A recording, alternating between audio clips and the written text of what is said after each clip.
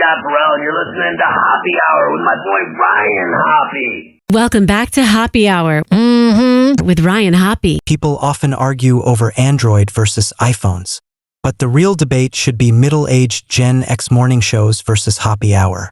Guess who wins? We will let you decide. Welcome back to Hoppe Hour with Ryan Hoppe. Yes, now. What? Now. If I hit this button, boom, the whole program's gonna start. Okay, well, hit it. All right.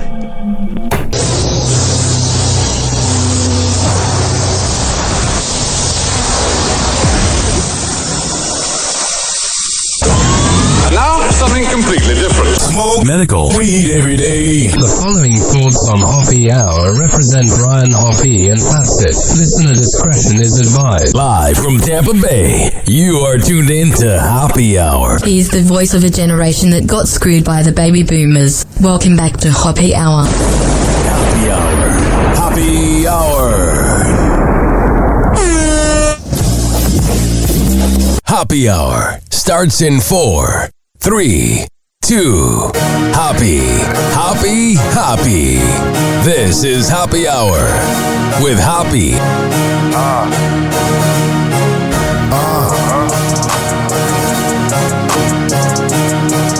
Where we at? Always going in, never doubt it. Never worry about the dollar. Need a source or trending topic. Be the hottest, search about his competition. Microscopic, never copied. I'm a giant rolling weed up, now we flying. H-O-P-P-E. H-O-P-P-E. H-O-P-P-E. You already know Hoppe Hour in your system. This is Hoppe Hour. I am your host, Ryan Hoppe, hanging out with you. And don't think I forgot about you for the next hour. Call me, leave me a voicemail. 856-49-HOPPE. It's 856-494-6773. You can tweet at me at Ryan Hoppe Radio. You can always email me, ryanhopperadio@gmail.com. Guess what? It's time for Hoppe's Inbox, only on Hoppe Hour with Ryan Hoppe. Hoppe's Inbox is no more. So I came to the realization while getting some advice from my good friend Scott Farrell, a Farrell on the bench.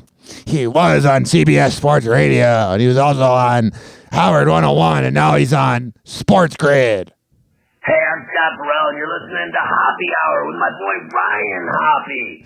I sent him a text message asking him for advice on dealing with haters online. And he says to not even look at it, not acknowledge it, and not even read it.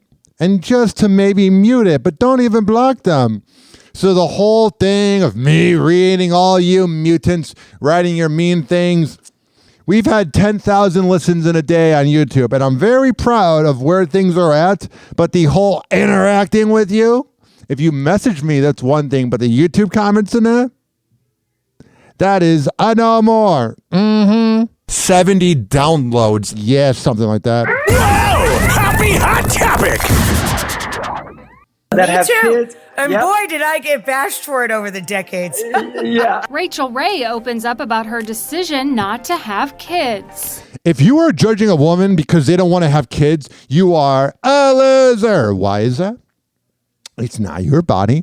It doesn't matter what someone else does with their body. And would you rather have had it where Rachel Ray has a kid and then all of a sudden she's a terrible mom and the kid ends up getting like a DUI and he's a spoiled brat?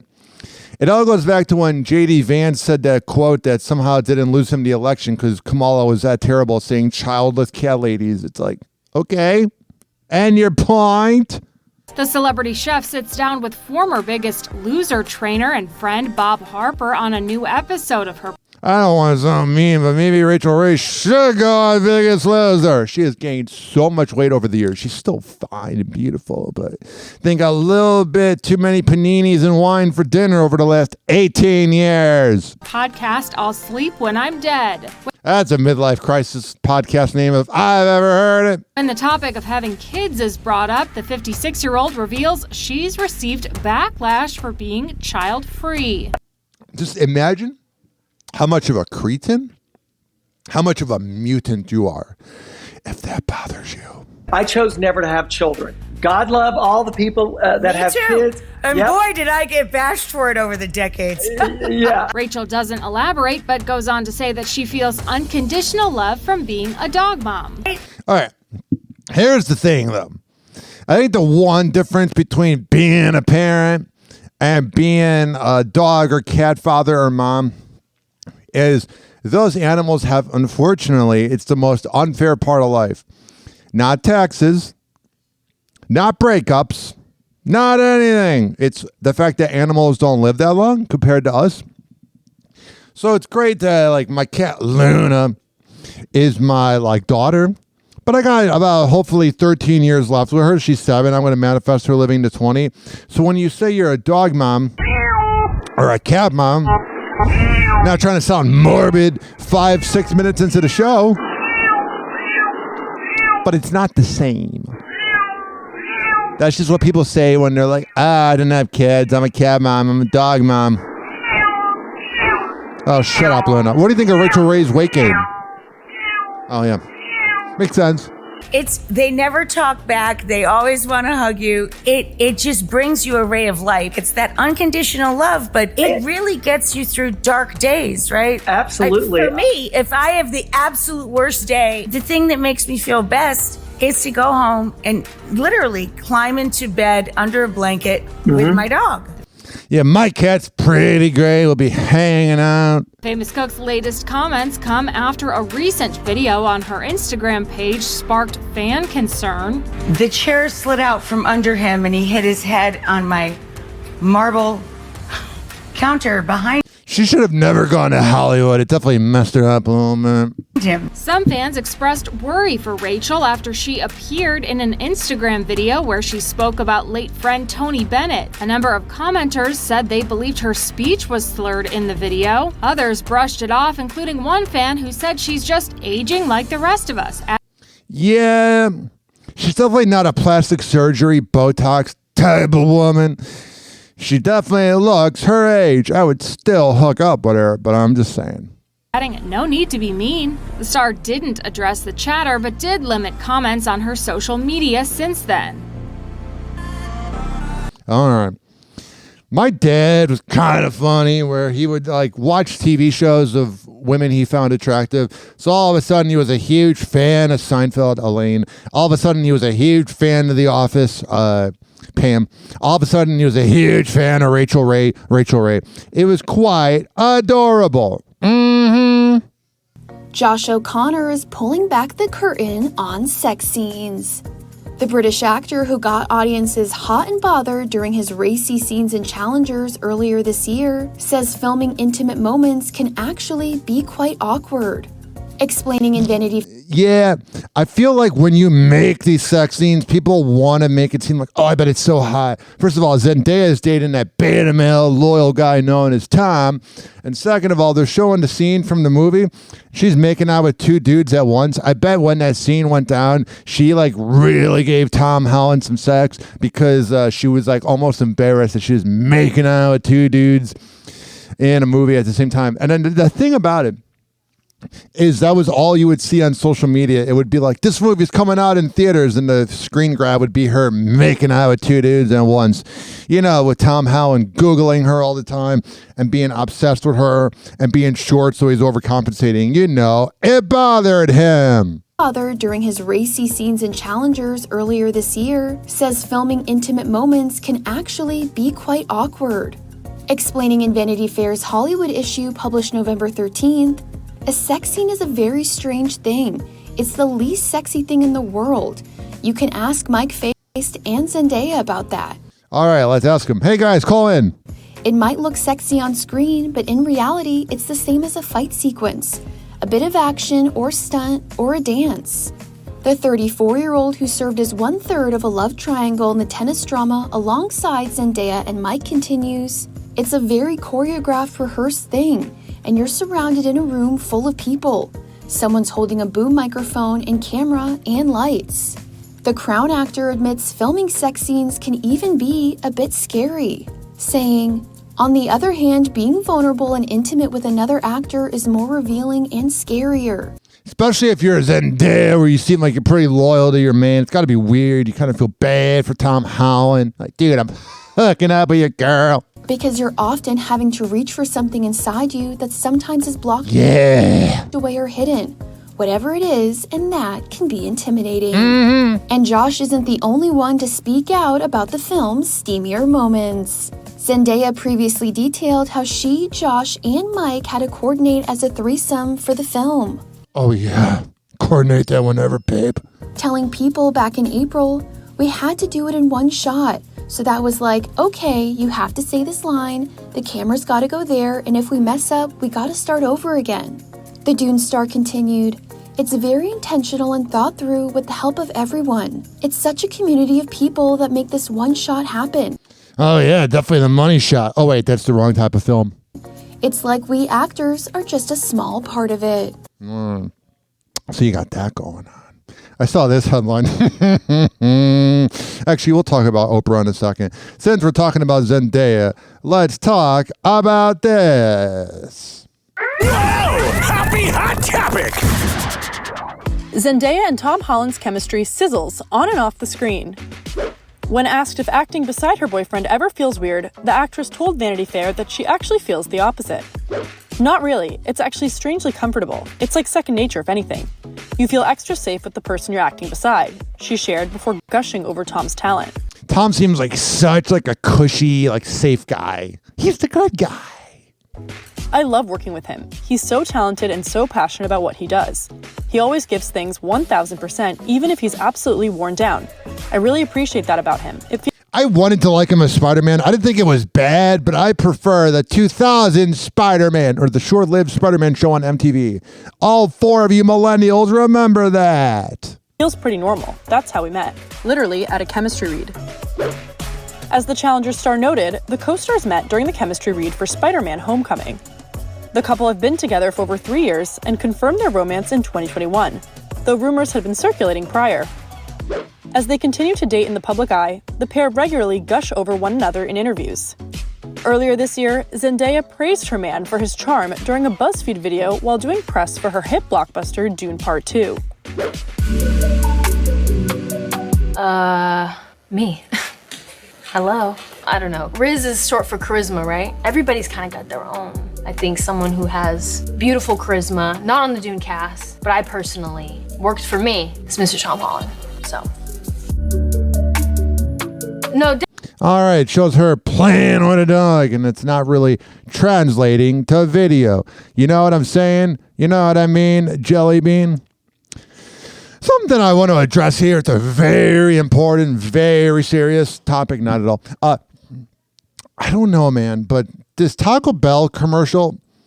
So, for example, I listen to old radio shows. One of my favorite radio shows is the T-Man Show. He was in Seattle on Cube 93. I heard him on Wild 94.9 in San Francisco 16 years ago. And he's had a big influence on my career. He's no longer in radio, but the dude's a legend. And there's a lot of his old shows on YouTube. And one of them had the Taco Bell commercials from 2008. And I was listening to one of his shows today. And the Taco Bell commercial was like saying, "Oh, we got the Gordita Crunch for 79 cents. And I was like, man, can we go back to 2008 prices? Because you have these Taco Bell commercials recently where they're like, "Oh yeah, welcome back to the 90s. Here's our Crunch Box. For $8, you get 3 tacos." And I'm like, you hear me clapping? Congratulations, I'm not paying $9 to fart all night. Especially if I'm laying next to a woman. That's when they fart. Allegedly. Yeah. I'm not really into Taco Bell, and I'm not paying $10 to go to Taco Bell. That is out of this world. The only time I'll go to Taco Bell is when I'm drunk as hell, which I don't even drink anymore, so that says how much I go to Taco Bell. But when I go there, I'm drunk as hell, and I'll get like 8 Dorito taco, and then I'll wake up the next day, not feel well. You know what's the worst part about drinking? I get so fucking hungry, man.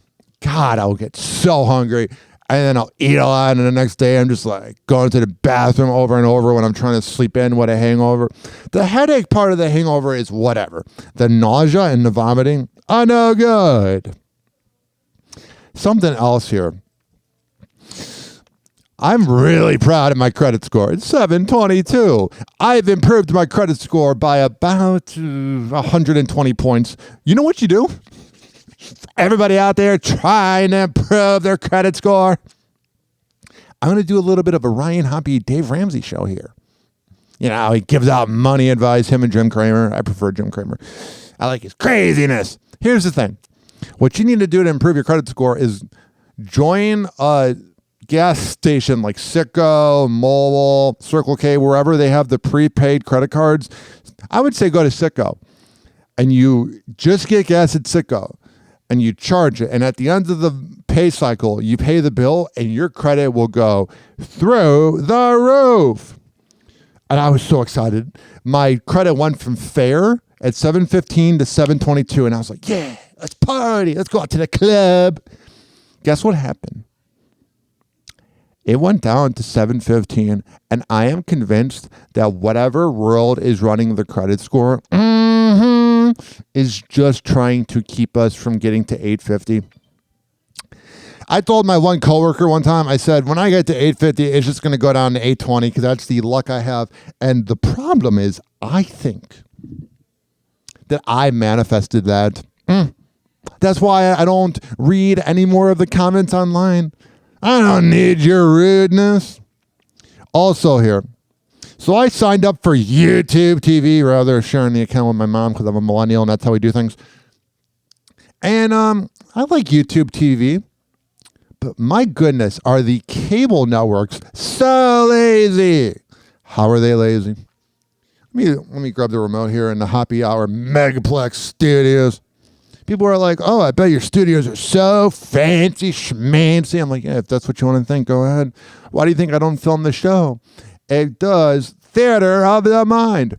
Right now, TBS is showing Friends till 4 p.m. South Park is on Comedy Central till 4 p.m. NBA TV is showing the same two games from last night back to back. ESPN has Stephen A. Smith yelling like a moron. Yes, Nicktoons, because it's the 25th anniversary of SpongeBob, all they show all day is SpongeBob. And I'm like, boomers are wondering, why are people, for the most part, not getting cable? I mean, YouTube TV is the closest to cable because it's the easiest to cancel. Nickelodeon showing Paw Patrol all day. Nick Jr. is showing Peppa Pig all day. Henry Danger is on Teen Nick all day. Portlandia, is on IFC all day. They're showing the movie Roadhouse all day on BBC America. What I'm getting at, ladies and gentlemen, boys and girls, is these TV channels are so lazy with their programming. They don't even have like a bump or a little sweeper when they go to break. It used to be like, you're watching Adult Swim or you're watching Comedy Central. And now it's just going right into like a penis enlargement pill while you watch Friends during the day. Yeah.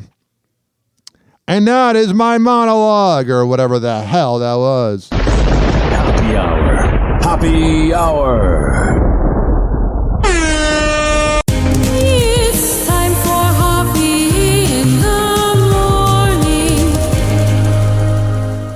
RyanHoppeRadio.com. Hoppe Hour will be right back. Whenever we're going outside, all I smell is poop. In the nuts, and we'll call it a day. As a reminder, if you don't feel like listening to this next song, you can skip over it. But Ryan Hoppe of Hoppe Hour takes pride in his selection, so stick around, folks. Kill it with the beat.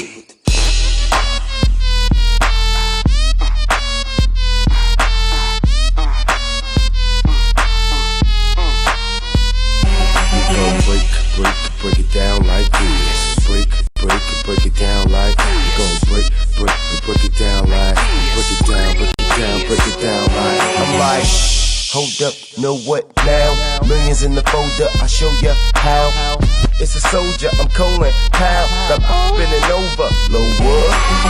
Getting more bucks, dipping in the Porsche, force. Got my head tripping in this Porsche truck, and I'm skeet spitting, absorb thus. I'm a star, she ain't trying to get abortions. I'm fresh, falling to the death. 3-point range, following my steps. Lear, plane, calling from a jet. I could go from Rome to Guatemala in a sec. I spent 100 on the wrist, another 100 on the chain. I'm so fresh, money ain't a thing. No, he ain't your main, but one up in the same, and the sun up in the flame, make it sunny in the rain. My house is everything that comes out my mouth is. We G-O-U-G-I-E. We G-O-U-G-I-E. And my charm is, my chain is, necklace, my watch and my rings is. We G-O-U-G-I-E. We G-O-U-G-I-E. My flow so fresh like hot bread, and from a slice of the lo-fi break bad. And if I want it that bad, I'll take that. A few people from a pad gon' hate that, ain't that true? Big Dame and that's cool. DJ Smooth Killer, what you won't do? See, I'm the rude boy of the big dollar. Spit shine, these tracks, my flow is polished. Hydro, I got it. Blow old the chronic, blow holes through the suckers that know who ever supposed to even take their too. Running their whole crew, making work to stroll to. You see, you will lay with her, I just play with her. Give me an hour, homie, you can spend the day with her. You take a shop and spend your money just to stay with her. She on the knees, homie, I ain't about to pray with her. My car is, my house is, everything that comes out my mouth is. We G-O-U-G-I-E.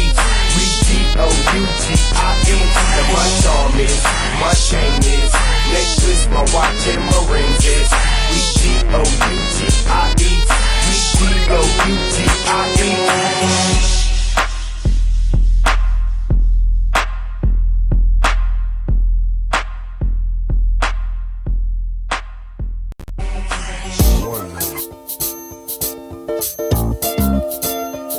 $70 downloads. 70 downloads.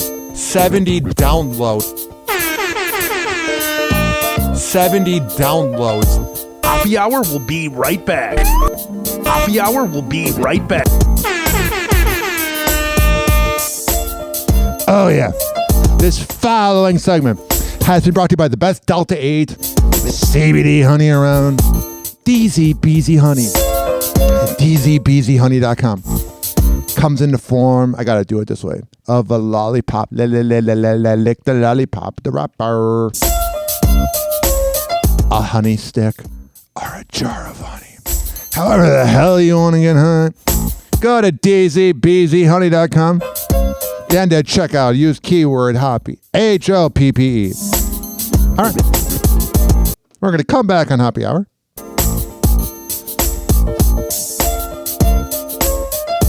And keep this party going right after this.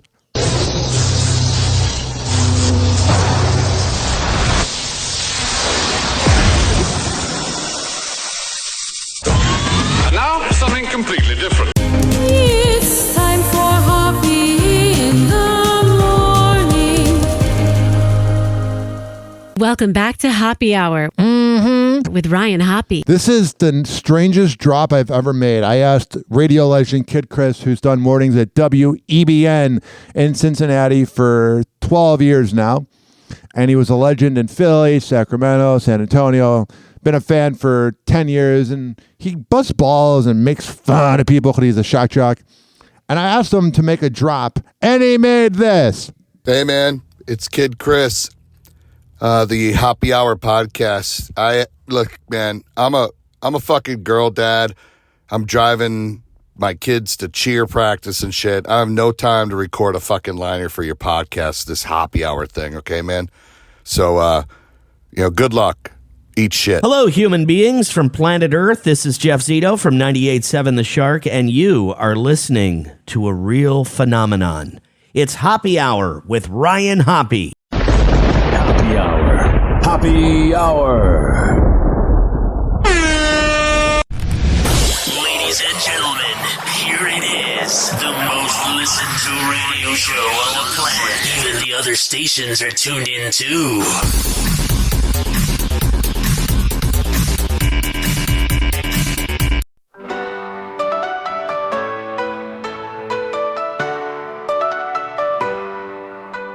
Ryan's tall like the sky. Oh, I am. 6'9", he's fly. Yeah. From Chicago to the Bay. Oh, true. In St. Pete, he'll stay. That's where I live. Talk of love and fame. Dating life's his game. Yeah, it is something like that. News all stars. Love getting my rocks off. With laughter fills. Happy hour, all you need. Oh, sure. Rich and Ely, take a seat. Yeah, bitch. Ryan's got the groove. Oh, I do. Happy hour makes you move. Here comes the best part. A cat by his side. Meow. In Florida they reside. 856-49 Hoppe. 856-494-6773. You can tweet at me. Yeah, Ryan Hoppe Radio. Shut up, Luna. Happy hot topic. A lot of rage texting and stuff was still going on the entire time that he was in rehab. So for me, I was just noticing, like, this is just going to be constant. Like, if you're the cloud chaser known as Brittany Cartwright, it's never her fault. in therapy 7 hours a day and you're still finding time to call me names and cuss me out and send me rage texts, then you're obviously not ever going to change. Brittany Cartwright speaking out on her ex Jax Taylor. Right now. And his summer in rehab, which she says didn't change a thing. It was definitely a vacation from you, though. I don't feel like he changed at all. Have you changed? Have you improved at all? Because there's two sides to every story. I love all these celebrity women lately that have been calling out their exes. It's something that I've totally not gone through, where the ex speaks out and they don't talk about what they did to lead to things. It's, oh, the man did this, but I was just an innocent angel. In those 30 days. And the reason, I mean, I'm sure it'll be on the show as well, but, you know. I'm sure it's going to be on the show. We had cameras there. We had the writers tell us to treat each other like crap. A lot of rage texting and stuff was still going on the entire time that he was in rehab. So for me, I was just noticing, like, this is just going to be constant. I just kind of hit my breaking point. I can only take so much. She seems like it's never her fault. Like, she thinks she's amazing. After 9 years, you know. The Valley star sat down with the Oh, that's why she talks like that. She's from the Valley. show's executive producer on Bravo's Hot Mic podcast to open up about where she stands with her estranged hubby. If you're in therapy 7 hours a day and you're still finding time to call me names and cuss me out and send me rage texts, then you're obviously not ever going to change. All right, well, I guess he's not going to change. Like, you'll never change. We don't really change. We are creatures of habit. We've had some communication issues going on for a while now. Yeah, sounds like it, bud. Brittany referring to Jax's 30-day stay at an inpatient mental health facility the same month she filed for divorce. She's got a nice chest on her, though. I am definitely working on myself right now. I needed a little bit of a timeout, I guess you can say.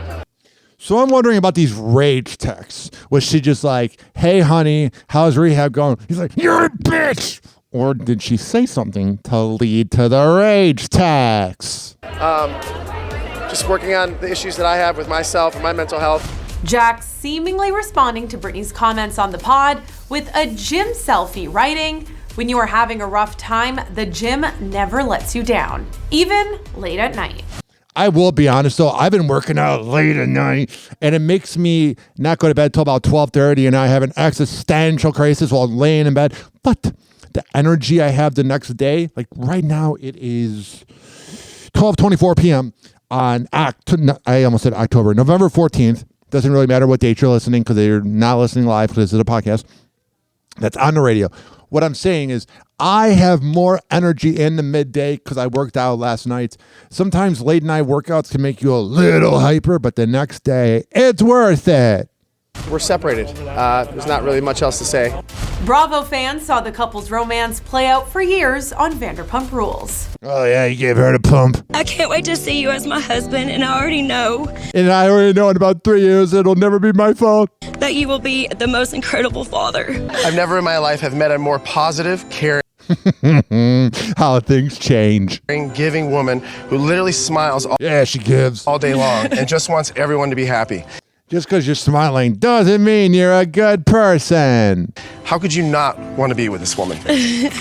I can name 100 reasons. After leaving the show and welcoming their now 3-year-old son, Cruz. Oh, that poor kid's going to be in the middle of all these arguments. Britt and Jax made their reality TV return on Bravo's spin-off series, The Valley. It's going to be like weird getting back into it, Yeah. but I'm so used to it'll watching Mickey test Mouse us, that's Club. for sure. Brittany, I do want you back, but you know what? You decided to leave me, which is hard for me in the beginning, but as the time's been going on, this has been nice. Don't you agree? That's not a good thing. Whenever you break up with a woman, especially when the man dumps the woman, the ego of the woman gets shattered because they're hot and they're supposed to be bowed down to. And every man starts to bow down to their hot girlfriend when they start dating because they're getting sex all the time. But then you realize that they're just another skeleton with good looks and that they're mortal human beings who take dumps in the morning and they're not that special. I'm not saying to mistreat women. I'm just saying a lot of times these hot girls that think they're untouchable, yeah, you should never punch a woman. But verbally speaking, you should defend yourself. But in February, they announced their separation, which played out on camera. Of course it did. But do you not realize, like, why I decided to leave you? Yes. These are The dog's like going on to bed like, oh no, I want to see the tea. the things that I need you to address. We're figuring it out right now. Imagine arguing with this. I need you to address. Address. Annoying voice. We're figuring it out right now. The separation has definitely been good for me. In July, Jax announced he checked into an intensive inpatient treatment facility where he was diagnosed with bipolar disorder and PTSD. Yeah, PTSD from dating you. A month later, Brittany filed for divorce after 4 years of marriage. Oh, so she's the one that dumped him. How did you feel when you did it? All right, I don't need to hear about this broad anymore. I meant to say independent woman. I shouldn't say broad. If you act like one, I'm just kidding. There's this. Glenn Powell is addressing the rumor that he'll replace Tom Cruise in the Mission Impossible franchise. I had never heard of this guy, but he looks like he could replace Tom Cruise. They got the same hair, but he's got less of the weird Scientology energy.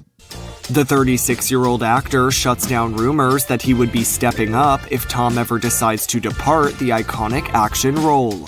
Glenn says this to sports analyst Pat McAfee on November 12th. Tom Cruise reportedly wants Glenn Powell to replace him as the lead for Mission Impossible franchise on future installments, is what the Insider is reporting. We just want to call and say congratulations, brother. My mom would never let me do that. No! Oh, ESPN. Why don't you have him call on a professional line? Why are you doing speakerphone? Oh! Can't get down. Everybody knows that. That's a death. That's a death trap. Really? No! That's a misdirection right there. All right, I'm not playing. I love Pat McAfee, but I'm not playing him talking into a speakerphone. This next headline is very interesting. Whoa! Happy hot topic! Not the smartest decision by Michael Strahan. All my 5 guys had their hands over their hearts. The national anthem playing. I go to the same dentist as Mike Tyson. I somewhat panic, and I'm like, do I be the fool that puts his hand over his heart? Yeah. The way he looked when he was doing it, it was definitely because Trump wasn't elected. After? Or do I just stand here with my hand in front of me respectfully? Which that's what I did. Michael Strahan is setting the record straight on his national anthem controversy. Yeah, like I think he did it because he's mad that Trump got elected and he's a bitter liberal. But does it matter? Not at all. I see all these people triggered. It's the same people that were triggered when Colin Kaepernick kneeled in that. It's like, get over yourself. The TV personality spoke out days after backlash ignited when he didn't put his hand over his heart during the Star-Spangled Banner on Fox NFL's live Veterans Day tribute. Michael explained himself in a candid Instagram video on November 12th and shut down speculation that he was sending a deliberate message. Here's the thing. If you're having to address it to us and do an Instagram video, there's probably a little bit of guilt. Because if there was nothing to talk about, you wouldn't be talking about it. Didn't have my hand over my chest.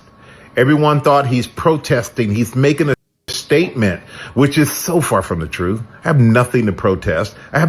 He's got that likability where even if he's lying, you start to believe it. No statement to be made. The only statement that should be made and that I want to make is I love the military. I've always loved the military, and I will always love the military. Though he apologized to any military members who may have been offended, the former NFL player expressed his admiration for the sailors who were on hand at San Diego's naval base and shared that he was simply taking in the powerful moment. And if you want the truth, I'll tell you the truth, is that I was caught up in the moment. I'm looking at all these young sailors standing there at attention before the national anthem played, and I'm thinking to myself, how incredible to be. Here's the thing. I think what happened was he was mad in the moment, and the reason he didn't speak out for about 4 days is because he had to think of this lie. Be that young and to know that you want to do this, like it's such a commitment, but you're willing to commit to something that you know gives us our freedoms. Plain and simple. I'm just sitting there in amazement, in which I'm always amazed because I don't take it for granted no matter where we go around the world, from Afghanistan to all the military institutions here in this country. Yeah. Strahan also appeared to acknowledge a paparazzi run-in he had in which he was seen grabbing the phone of a reporter who was waiting outside his home and trying to get a comment from him on the scandal. You just did a Jason Kelsey without throwing the phone to the ground. I mean, seriously. The Fox Sports anchor said he had regret over the situation, but hoped fans would understand his perspective if they heard it directly from him. Regret. I want to address what happened this past weekend, and I feel like I need to address it because it spilled over to the point where I get out of my car today and I'm ambushed by a media outlet here at my house, which I'm not proud of the way I handled that whole situation, but I think anybody out there can understand the things you're going to do. You're going to protect your family and you're going to protect your home, which is what I felt like I needed to do in that moment. Strahan's co-host Jay Glazer previously defended him in a post on X. I've talked to Jay Glazer before on a radio show I worked on. He's a loyal, good dude. So shout out to him. Even if I don't agree with him defending Michael, shout out to him for defending his boy. Pointing out how Strahan regularly honors his military roots and his dad, Major Gene Strahan, for 23 years of Army service. All right, that's great. Here's the thing, though. I think he was bitter that Trump won, and it was a statement, and it was definitely a statement. See this here. Trans woman killed her elderly roommate with fentanyl-laced cocaine and stuffed her in the freezer for 2 weeks. I don't even need to read the article to say that unfortunately makes all trans people look bad, because most of them are just people that want to be in another body and they have to deal with this hatefulness all the time. And whenever I see those type of headlines, I just get really sad because I go, for the good trans people out there, you're not making them look good. But then again, anybody that would kill somebody and put them in a freezer, you're not going to make anyone look good. Happy Hour. Happy Hour. It's time for Hoppe in the morning. RyanHoppeRadio.com. Happy Hour will be right back. Whenever we're going outside, all I smell is poop. In the nuts, and we'll call it a day. As a reminder, if you don't feel like listening to this next song, you can skip over it. But Ryan Hoppe of Hoppe Hour takes pride in his selection, so stick around, folks. Suck this, swallow that. I don't know how to act. I don't know how to act. I don't know how to act. I don't know how to act. I don't know how to act. I don't know how to act. I don't know how to act. I don't know how to act.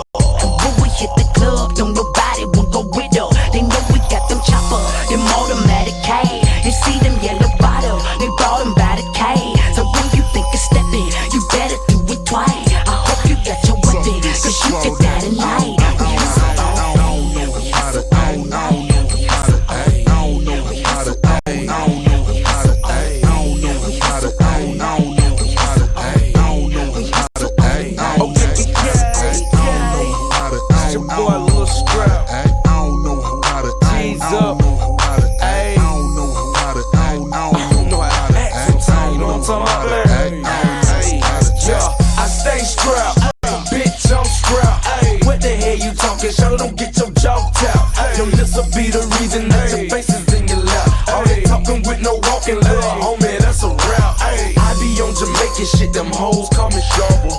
If you feel it, dog, and leap, I'll skit you with the llama. In front of your door, smoking posted with the chopper. Yes, I demo crack, I demo that shit to Baraka. Bitch, I'm grinding, militant mind, yaks. Nigga, I know how to tote that. And rats, yeah, I know how to handle that. Make them suck and swallow. I don't know how to act.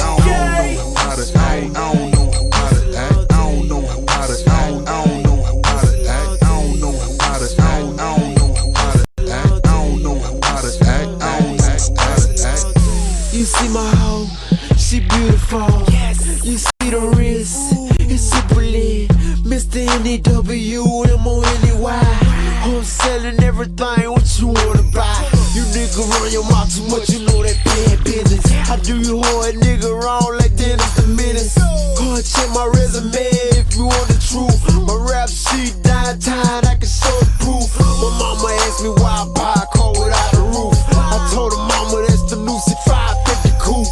Number one rule, never talk to police. I don't understand me, no speak no English. See my caprice on the bigger Shanties.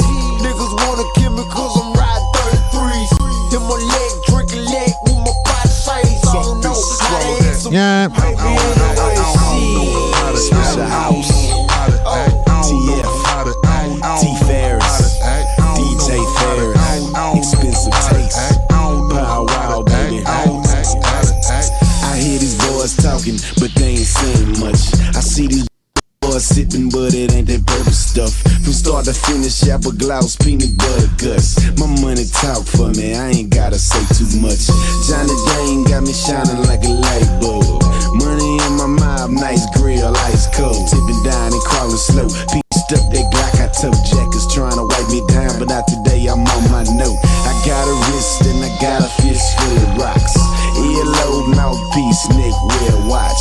Diamonds everywhere and all the ice top notch. Famous stars and straps, think it rain, mean, just watch. I don't know how to act, I don't know how to act, I don't know how to act, I don't know how to act, I don't know How to Act with DJ Ferris, Shauna, Lil Scrappy, Rich Boy, and Ball.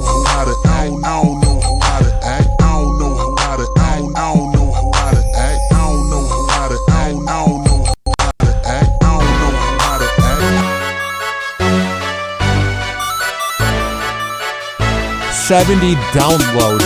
70 downloads. Hoppe Hour will be right back.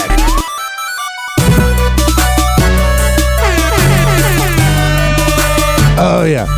This following segment has been brought to you by the best pre- and post-workout around, Fortify.com. FORTIFEYE.com. At checkout, use keyword Ryan20 to save 20%. All right. Before we get back to the content, let's hear from Hammer and Hank. Hello again. It's your favorite San Francisco DJ, Hammer and Hank.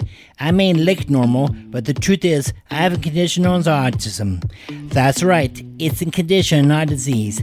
Fact is, autism can strike anyone, regardless of who they are.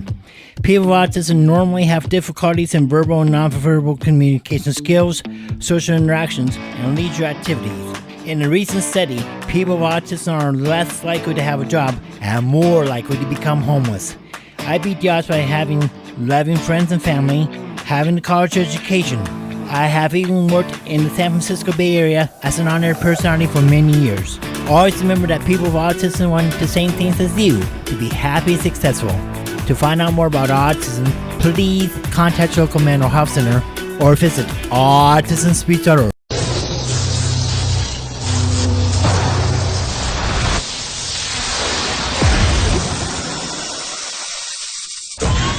Now, something completely different. It's time for Hoppe in the morning.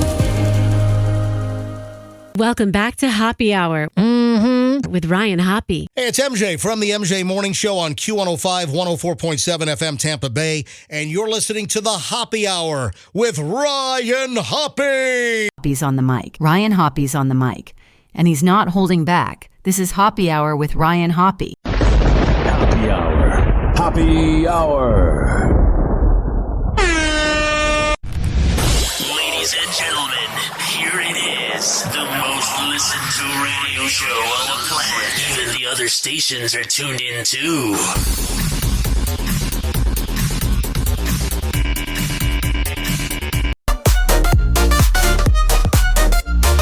This is theme to Hoppe Hour. Time to laugh with Ryan's power. Wacky fun and silly jokes. Hoppe Hour loves its folks. Hoppe Hour. Hoppe Hour. With Ryan Hoppe. Yeah, he's the topper. Grab your drinks and join the crew. Crazy stories just for you. Ryan's here to make you grin. Let the Hoppe fun begin. Hoppe Hour. Hoppe Hour. Oh, yeah. Hoppe. Laughs are never so 856. Oh, my mic just moved. 49 Hoppe. Turn it. 856-494-6773. You can tweet at me at Ryan Hoppe Radio. Always email me. RyanHoppeRadio@gmail.com. Hoppe Hour's here to stay. Making smile. I forgot to promote it. Real fun around you.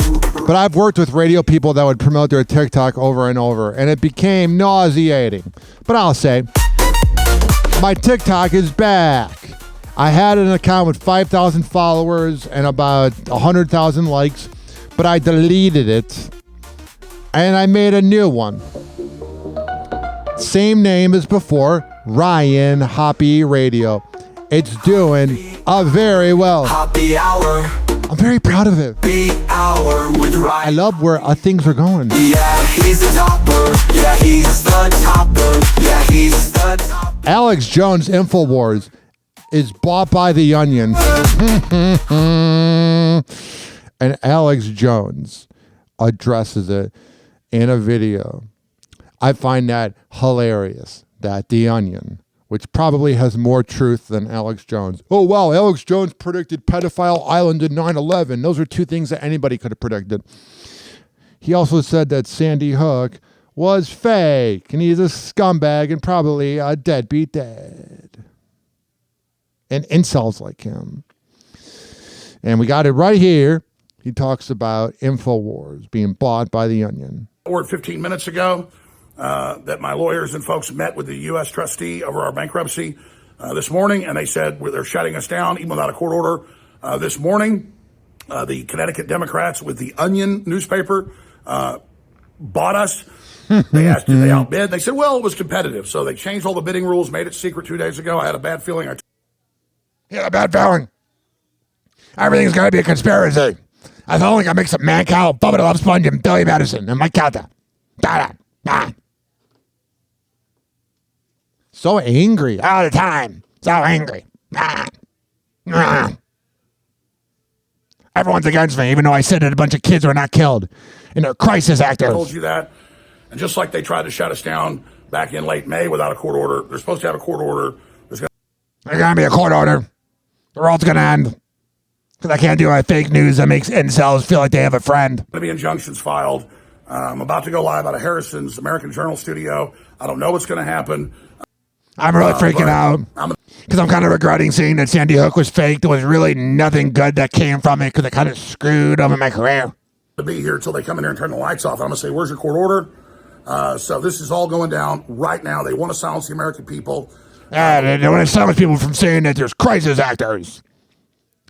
People in other countries must just think that we're idiots. We gave this guy a platform. I mean, I'm giving him a platform, but I'm making fun of him. We're not going to be silenced. Be sure and follow me at the Alex Jones Network at AJN Live. Follow me, please. Give me listens. I need the money. I got to talent the part. On X right now. They're trying to get me. Filed in court to take real Alex Jones away. That's totally unconstitutional. The judge already said no, so they filed in other courts. It's got to be tiring being Alex Jones. Like, just your whole life is, everybody's out to get me. It's like, are you schizophrenic? Live feed going up by the time you see this at AJN Live and at Real Alex Jones right now. Share this everywhere. This is a total attack. All right. I worked in conservative radio, and they used to quote him, and I was like, huh? They'd be like, well, you know, like, there was kind of crisis actors, like the kids didn't die. Speaking of that conspiracy that he did predict, everybody doesn't want to talk about the fact that Oprah's hung out with Harvey Weinstein and Jeffrey Epstein, allegedly. Well, Oprah's hometown newspaper is mad that she took $1 million for helping Kamala's campaign. And I don't even know why she would lie about it. The other day I played the audio of her walking down the street singing do-ah-dee-dee-dee-dee-dum-dee-dee-doo. No, she was walking down the street and I asked her if she was paid and she was like, I got no answer to that. 'Cause you're a liar. This morning, McDonald's dealing with ongoing fallout from that deadly E. coli outbreak. The CDC releasing new details on the rising number of cases tied to the iconic fast food chain. Is anything going well for McDonald's ever since they made their prices stupidly expensive? Like, it's not expensive. It's just for what the price is, what's the point of buying it? You know what I'm saying? Saying a total of 104 customers have now been sickened across 14 states. 34 have been hospitalized. 4 developed serious kidney issues. 1 person has died. That sucks. The agency citing the company's fresh slivered onions as the likely source of the outbreak. Those onions are kind of grimy. McDonald's temporarily stopped selling the quarter pounder in affected states, but the popular item is now back on the menu. The hottest, juiciest quarter pounder yet. Oh, yeah. It's made of clay. Montana alone, 19 people have suffered from the illness. 1 Billings woman sued the company after contracting the disease. According to court documents, she suffered abdominal pain, nausea, and a loss of appetite. McDonald's not commenting on the ongoing lawsuit. Yeah, they're never going to. They're trying to sweep it under the rug. Do you ever notice that drive-thrus are not long anymore there? But telling NBC News, hearing reports like this is devastating to us. We know that people and families have been significantly impacted, and the well-being of our customers is deeply important to us. If it was important to us, to you, talking about us, the American people, then you would lower the prices. Attorney Bill Marler is representing that Montana case, as well as 23 other families nationwide that were sickened. Nobody would wish this on their worst enemy. This is a serious outbreak. One of his youngest clients, 1-year-old Logan West. She started having diarrhea and vomiting and just really not feeling well. It was really, really scary. Nicole West says her daughter, who has a pre-existing medical condition, was hospitalized after just a few bites of her dad's quarter pounder made the playful toddler lethargic and unrecognizable. You kind of put like a blind trust in these restaurants that the food that they provide you is going to be of quality and not make you sick. It can go from just a little minor thing to being very serious, very fast. Yeah. Don't go to McDonald's. To another civil lawsuit against Sean Diddy Combs. This one is seeking $5 million for an alleged armed confrontation dating back nearly 30 years. Our senior investigative correspondent, Aaron Katursky. I keep waiting to hear someone like, oh yeah, he helped out the community. I mean, everything you hear about Diddy is bad. Is here with more for us. Good morning, Aaron. Good morning, Michael. Sean Combs is now facing nearly 36 civil lawsuits. This latest one's a little different. 36? My goodness. It does not allege sex assault, but an assault with guns. If you use this morning, I gotta skip over this. A man is suing Sean Diddy Combs for $5 million to compensate him for what he alleges was an armed confrontation. DeWitt Gilmore says he was leaving a New York City club in 1996 when Combs and his associates pulled up in a gold convertible and started taunting him with derogatory language and threats of violence. His lawsuit says the music mogul's associates flashed guns and shots were fired. Representatives for Combs did not immediately respond, but they never do. Denied all of the other civil lawsuits that have alleged sexual assault. A woman who filed one of those has now revealed her identity after the judge rejected her request to remain anonymous.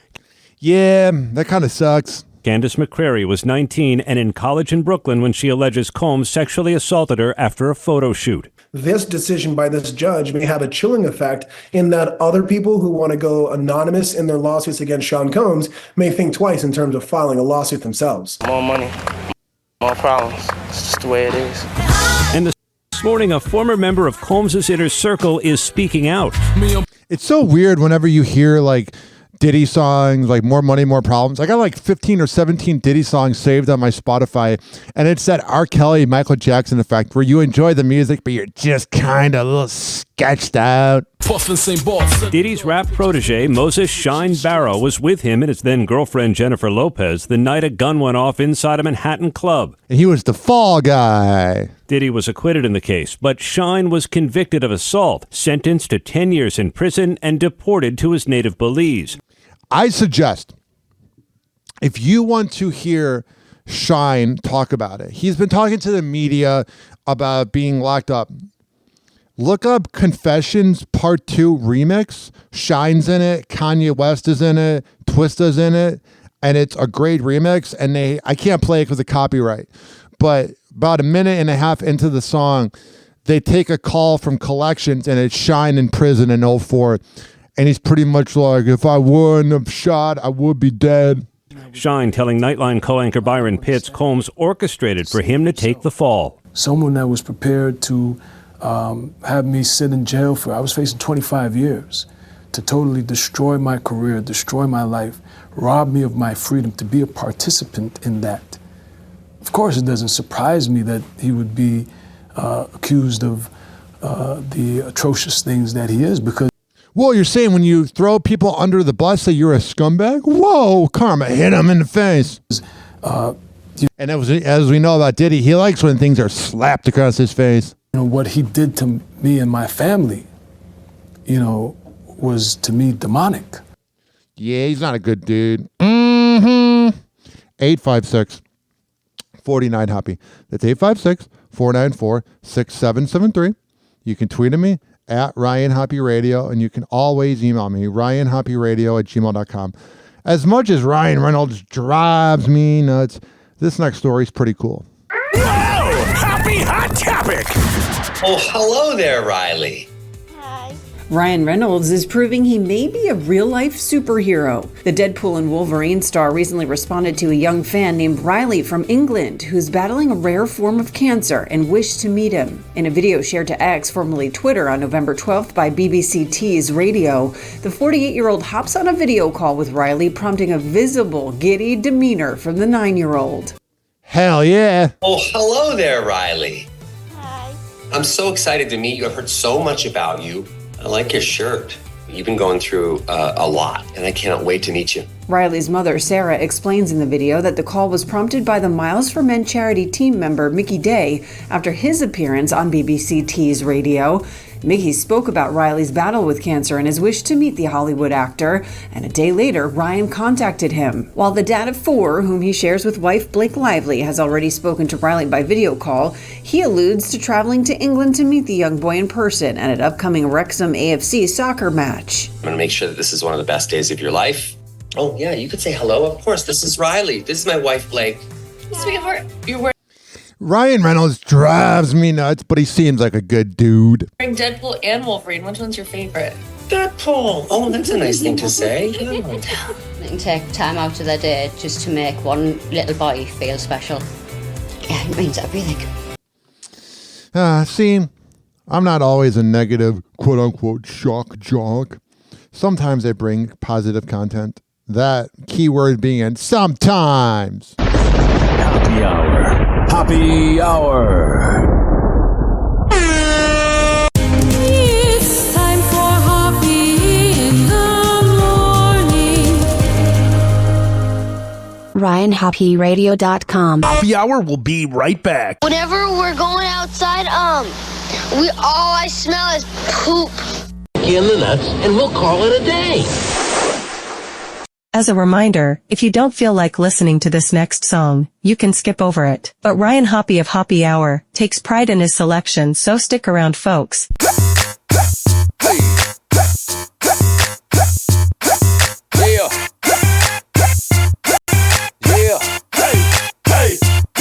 we got the remix, we got the troll, we got them getting down on the floor.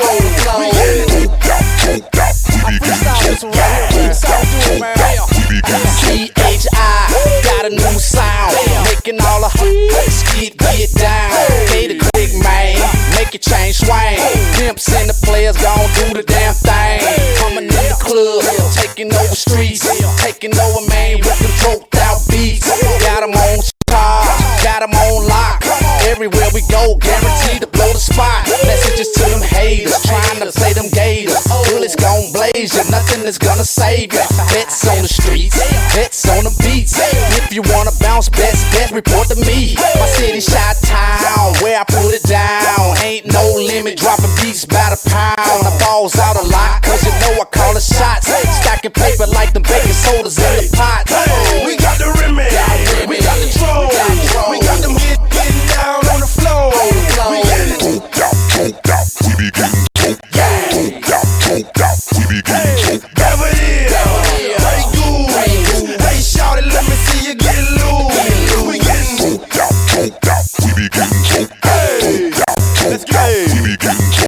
Patron with a mean lean. Brim tilted and I'm representing my home team.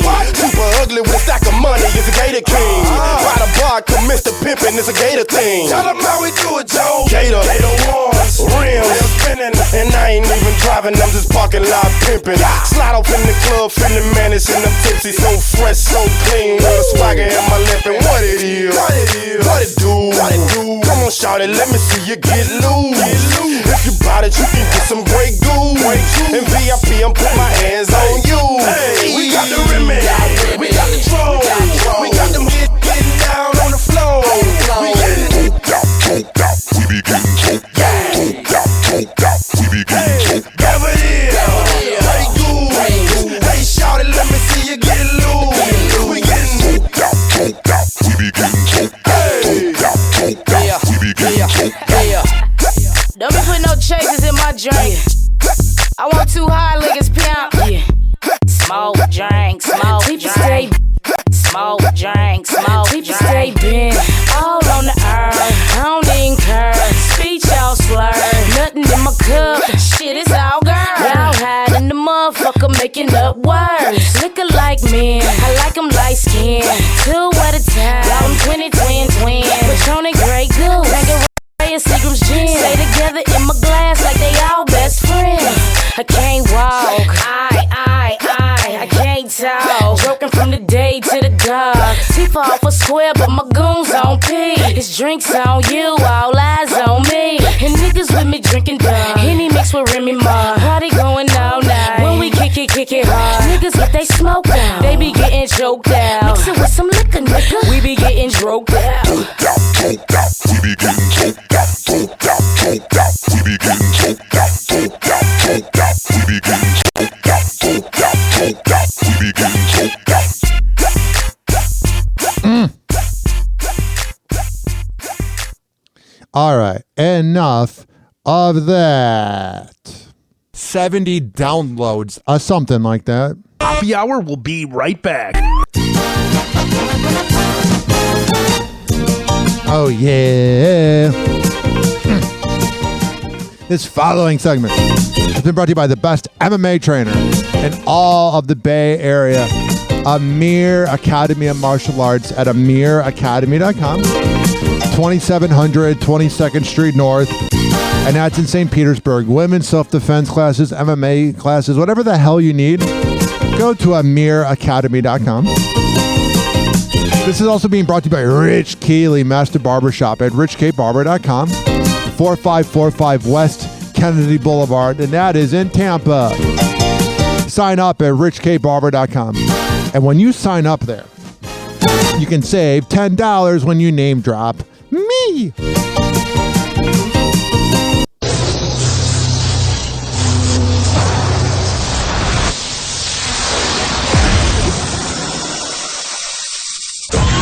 Now, something completely different. It's time for Hoppe in the morning. Welcome back to Hoppe Hour with Ryan Hoppe. Hey kids, it's Brother Wheeze from The Wheeze Show, and you're listening to The Hoppe Show. Back with the man who says what everyone's thinking. This is Ryan Hoppe on Hoppe Hour. Hoppe Hour. Hoppe Hour. Ladies and gentlemen, here it is. The most listened to radio show on the planet. Even the other stations are tuned in too.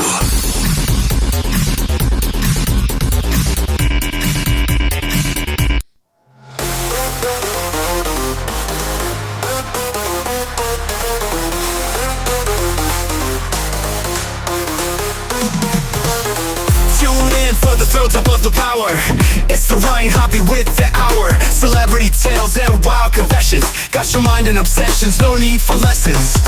Sex cells full of champagne showers. Rocking the mic with relentless power. 2000 jams fill the airwaves.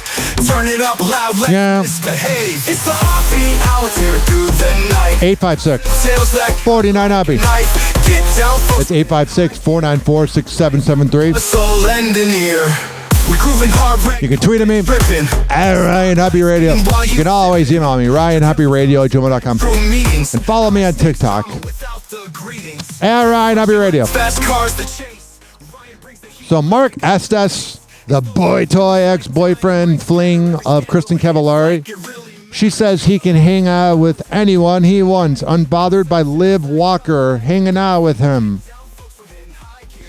Here's the problem with their relationship. They seem like they're still hooking up in that, but she needed to just really cut him off. That is not going to end well. In the song Off the Grid by Kanye West, at the end he says something about a black man never shares his riches. He goes, riches. And seems like he was projecting, because Kanye West and Ty Dolla $ign are sued. Their Vultures One project. They forgot to pay the people involved. TMZ Hip Hop obtained legal docs Wednesday filed by Vonda Watkins, a.k.a. Criminal Maine, Hayard Ivy, DJ Squeaky, and Kilo G for copyright infringement. So I guess they didn't pay. Kanye West being cheap. He seems cheap. We also got this here. Piff the Magic Dragon, who I've seen live, and he was on America's Got Talent, and he's very good. And I got to hold his dog when I went to Side Splitters Comedy Club. Oh my God, the music's still playing. At Side Splitters Comedy Club, the dog died, but I guess he cloned the dog because he needs the dog for his comedy act. And as this clip loads, we will find out that he spent a pretty penny cloning this dog of his. I didn't even know cloning is possible. And like I say on the show, I always find out things with the audience, so I know as much as you. All right, here we go. As Piffles was getting older, I was like starting to think about when this might happen. And one of the things we did, which sounds kind of crazy, but I'm so glad that we did, is we cloned him. So we have Mr. Piffles Jr., Mr. Piffles 2, who's almost 2, and he has taken over the show from Mr. Piffles, and he'll be doing the show tonight in the place of Mr. Piffles. Nobody believes us. We genuinely cloned Mr. Piffles. It's not just a dog that looks like him. This is Mr. Piffles too. Hi, buddy. Hey, how you doing? Oh, hi. Dog's Mr. cute. Piffles 2 is 100% genetically identical to Mr. Piffles OG.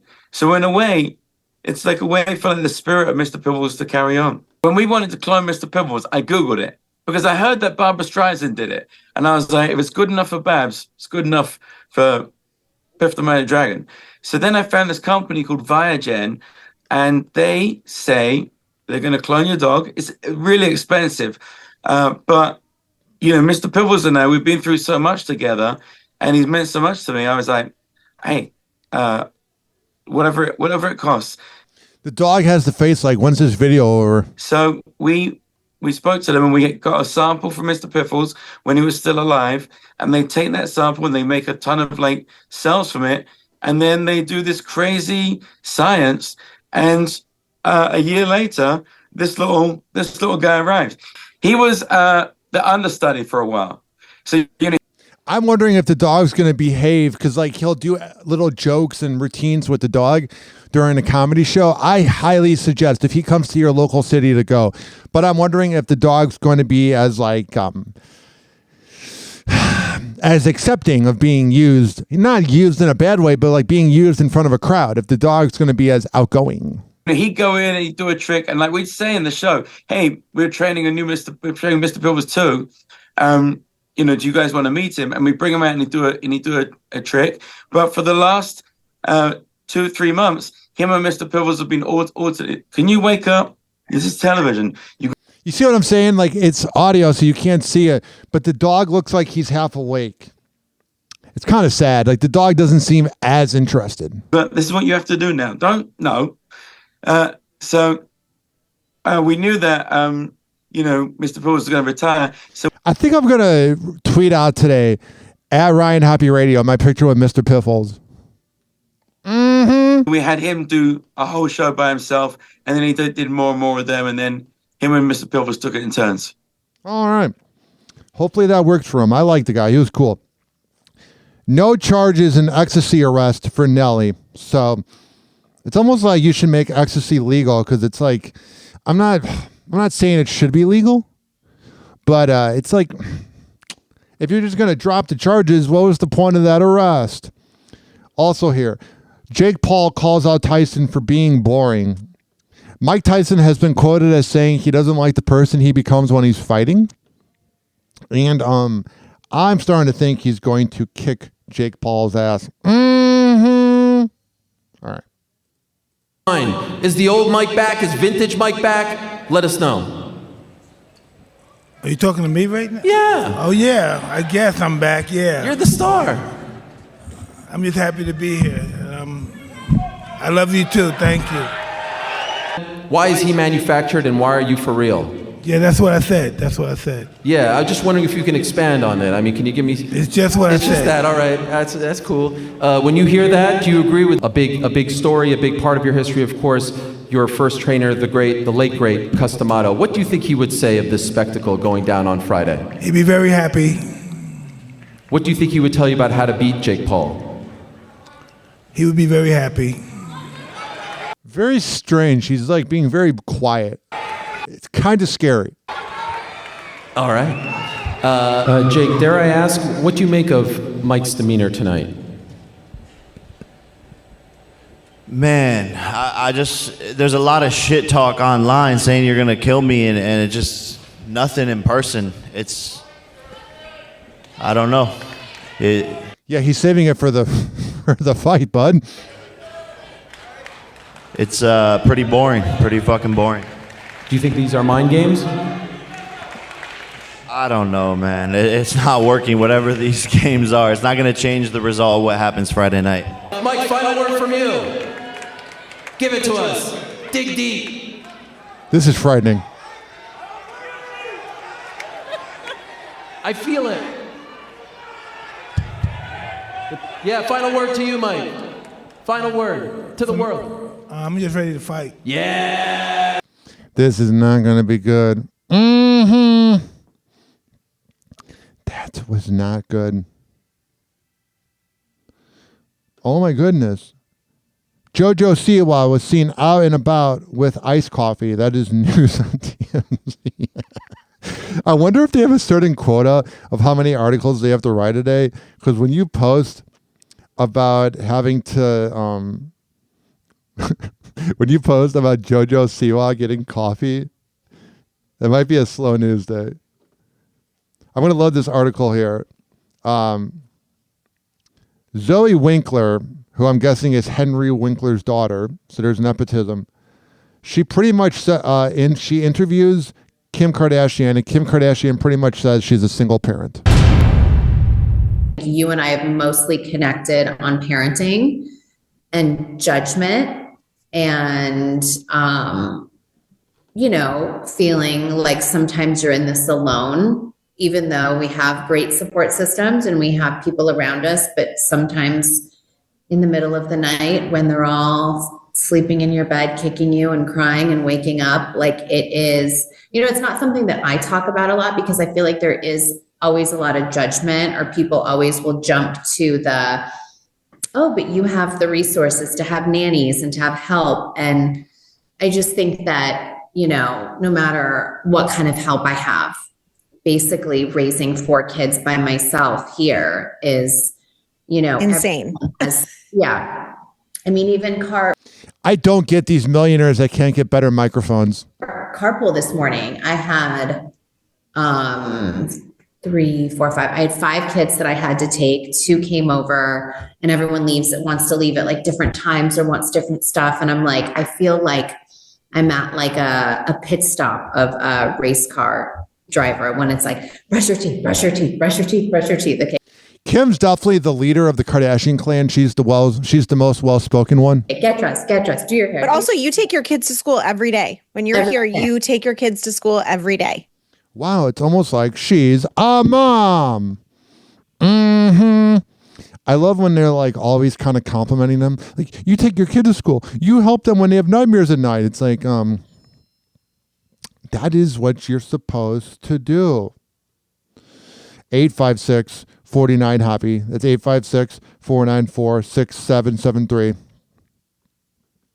This is a very interesting headline. Ray J's that dude that's like a STD. He just will not go away. He says, celebs tell me they're paying off alleged Diddy victims to stay quiet. That as that clip loads, we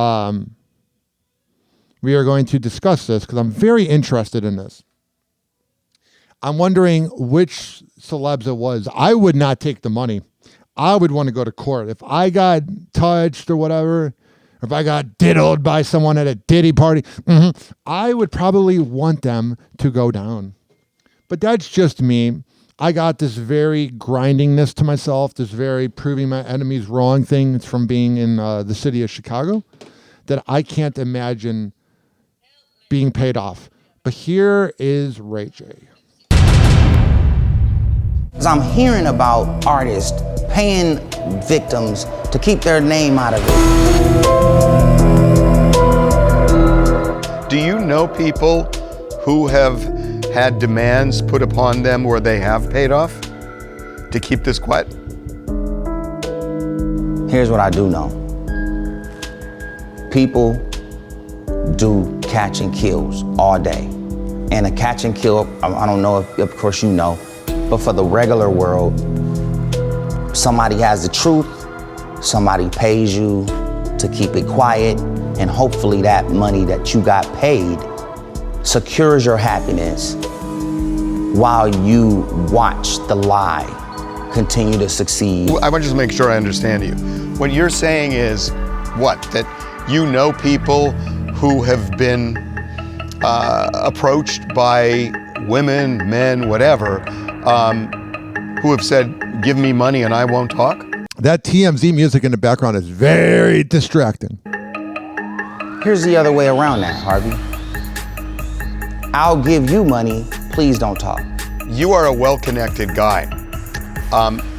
Do you know that what you've just described, is that going on now? Yes.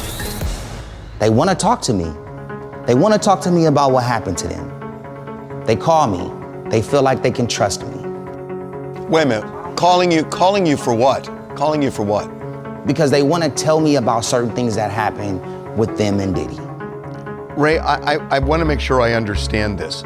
Are these high-profile people calling you because they've had some affiliation with Diddy that they don't want to come out and they think you might be the vessel for it coming out? Is that what you're saying? Yes, that's exactly what I'm saying. Wow. 2025 is going to be a very interesting year. I see this here on TMZ Sports. Tampa Bay Rays get a new 2025 home. The Tampa Bay Rays have a new 2025 home.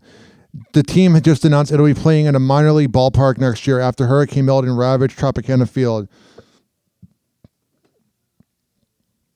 So they will be playing at the Steinbrenner Field in Tampa, which is the Yankees field. And I've always said that they should play there anyway. It's right across the block from Raymond James where the Bucks play.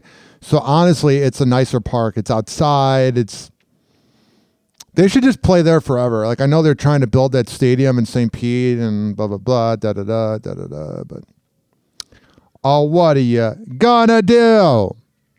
Also, all four people in Tampa care, so who cares? Hoppe Hour. Hoppe Hour. Hoppe Hour. Hoppe Hour. It's time for Hoppe in the morning. RyanHoppeRadio.com. Hoppe Hour will be right back. Whenever we're going outside, all I smell is poop. In the nuts, and we'll call it a day. As a reminder, if you don't feel like listening to this next song, you can skip over it. But Ryan Hoppe of Hoppe Hour takes pride in his selection, so stick around, folks. Since we talked about Ray J, here's Ray J and Ludacris with Celebration.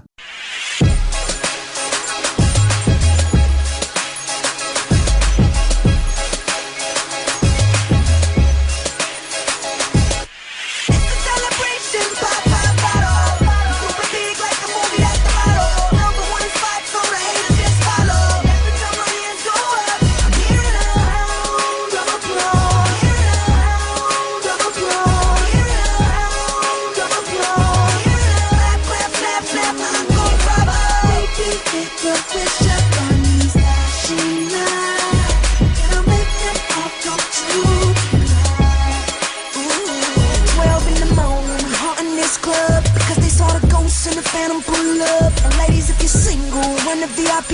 I'm buying out the bar, baby, drinks on me. Now they screaming, trying to get physical, but we trying to see how low can you go. Mama say no more, your body just said it all. And my glass is raised, make a toast to getting money. This is how we play, now it's time to celebrate. Celebration, pop, pop, bottle. Super big like a movie at the motto. Number one spot, so the haters just follow. Every time my hands go up, I'm hearing a round of applause. Hearing a round of applause. Hearing a round of applause. Clap, clap, snap, snap, encore, bravo. We are leaving. Shawty said it's a go with no breaking. Trying to take a pic with her phone. I said slow down, she said baby I'm grown. And now she's saying she working me like a pro. Booty clap, clapping bravo. She's saying then we hit the front door. Now she's singing like she on tour. And my glass is raised, let's make a toast to getting money. This is how we play, now it's time to celebrate. Celebration, pop, pop, bottle. Super big like a movie at the motto. Number one spot, so the haters just follow. Every time my hands go up, I'm hearing a round of applause. Hearing a round of applause. Hearing a round of applause. Clap, clap, snap, snap, encore, bravo. Baby, make a wish upon me, flashing light. It'll make them all come true. Luda, heads up, money out the a-hole, looking like I got Mother Nature on the payroll. It stay raining, but Luda keeps shining, cause me and Shock Zoo went half and bought an island. Chris cut $500,000 for the watch, whipping 100-foot yachts up to 55 knots. 10 years been paying my dues, hoes, get it right, paper long as Penelope Cruz knows. 10 and a half, alligator boots, and tailor-made water-repellent cashmere suits. He's so boozy, all in the jacuzzi, such a Virgo, and that's why he's so choosy. I like her, but I'm digging you too. Y'all can do me like a wishbone and break me in two. Come one and come all of the time, cause my bottle service look like an assembly line. Right? Celebration, pop, pop, bottle. Super big like a movie at the motto. Number one spot, so the haters just follow. Every time my hands go up, I'm hearing a round of applause. Hearing a round of applause. Hearing a round of applause. Clap, clap, snap, snap, encore, bravo. Baby, make a wish upon me, flashing light. It'll make them all come true. Oh yeah, sing it, Ray J.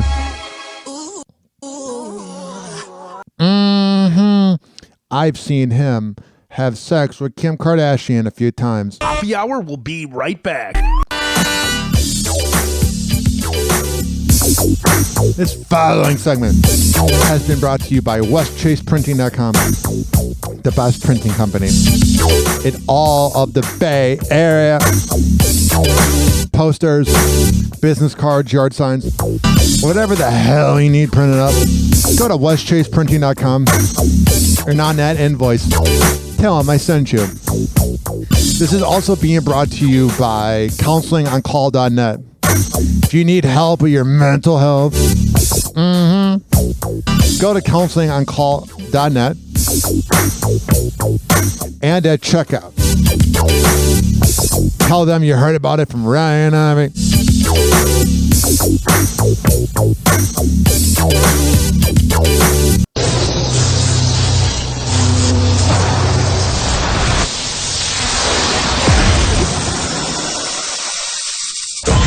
And now, something completely different. It's time for Hoppe in the morning. Welcome back to Hoppe Hour with Ryan Hoppe. Hey, this is Rick Rumble from Rumble in the Morning on FM 99 in Norfolk, Virginia. And you are listening to Hoppe Hour with my buddy Ryan Hoppe. Welcome back to the show that is your daily dopamine hit. That being Hoppe Hour with Ryan Hoppe. Hoppe Hour. Hoppe Hour. Ladies and gentlemen, here it is. The most listened to radio show on the planet. Even the other stations are tuned in too.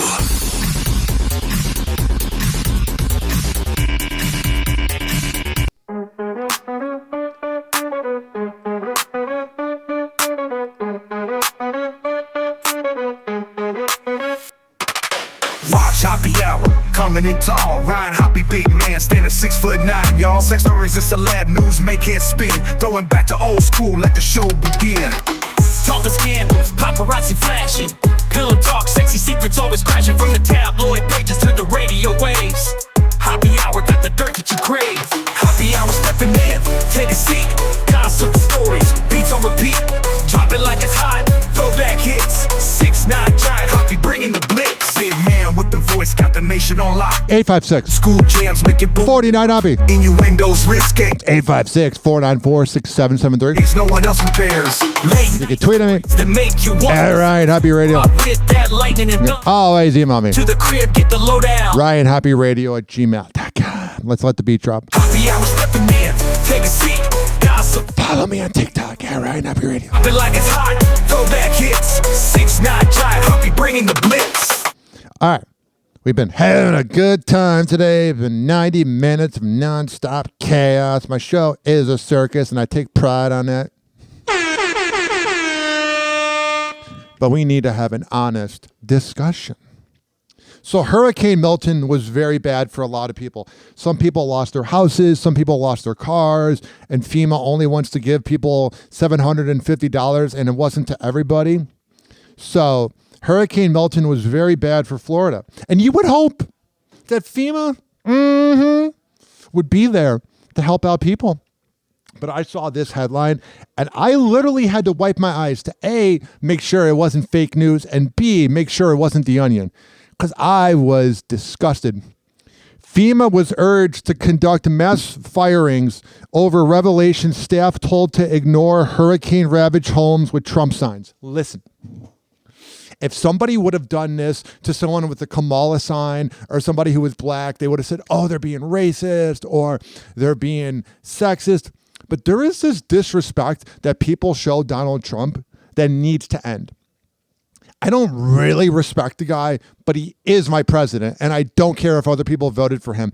If you have the mindset to not visit a house because they got a Donald Trump sign, you're not someone I want to hang out with. You're not someone that's cool. You probably think Kamala's perfect, even though she's a career side chick, and you're a loser.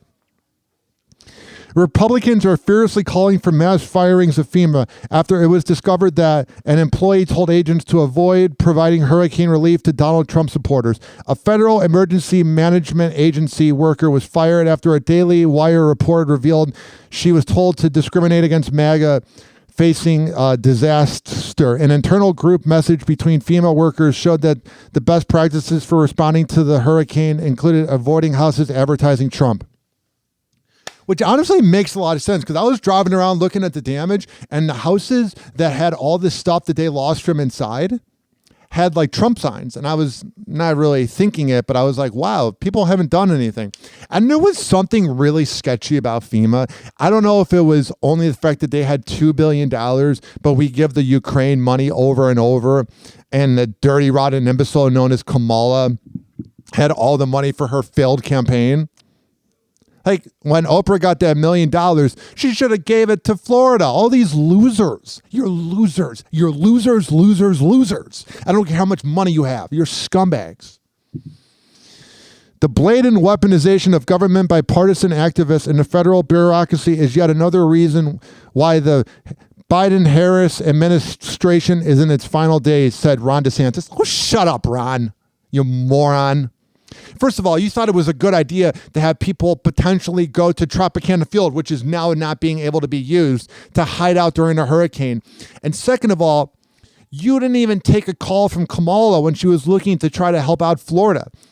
This fucking worm. Can't stand Ron DeSantis and all his sheep fans. He's an autistic loser, and it's not... He's not a loser because he has autism, but he's an autistic guy who does a terrible Trump impersonation.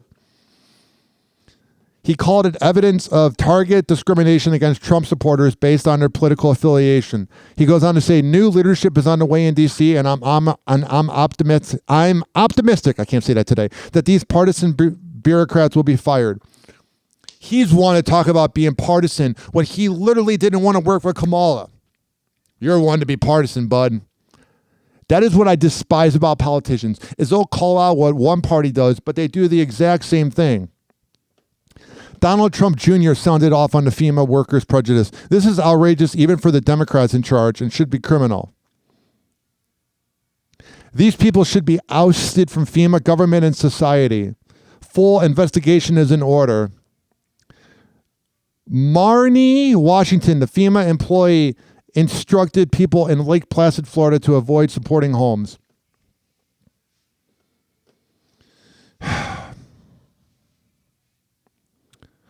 Her edict prompted workers to avoid at least 20 homes with signage indicting their support for the president. Can you imagine being that much of a loser that you actually go with that rule? Like if my boss told me that, I'd be like, no, I'm going to go help the houses. Leaving residents to fend for themselves without any federal aid. Employees who spoke with the outlet reported. Washington was rebuked by the FEMA chief in a statement following the report.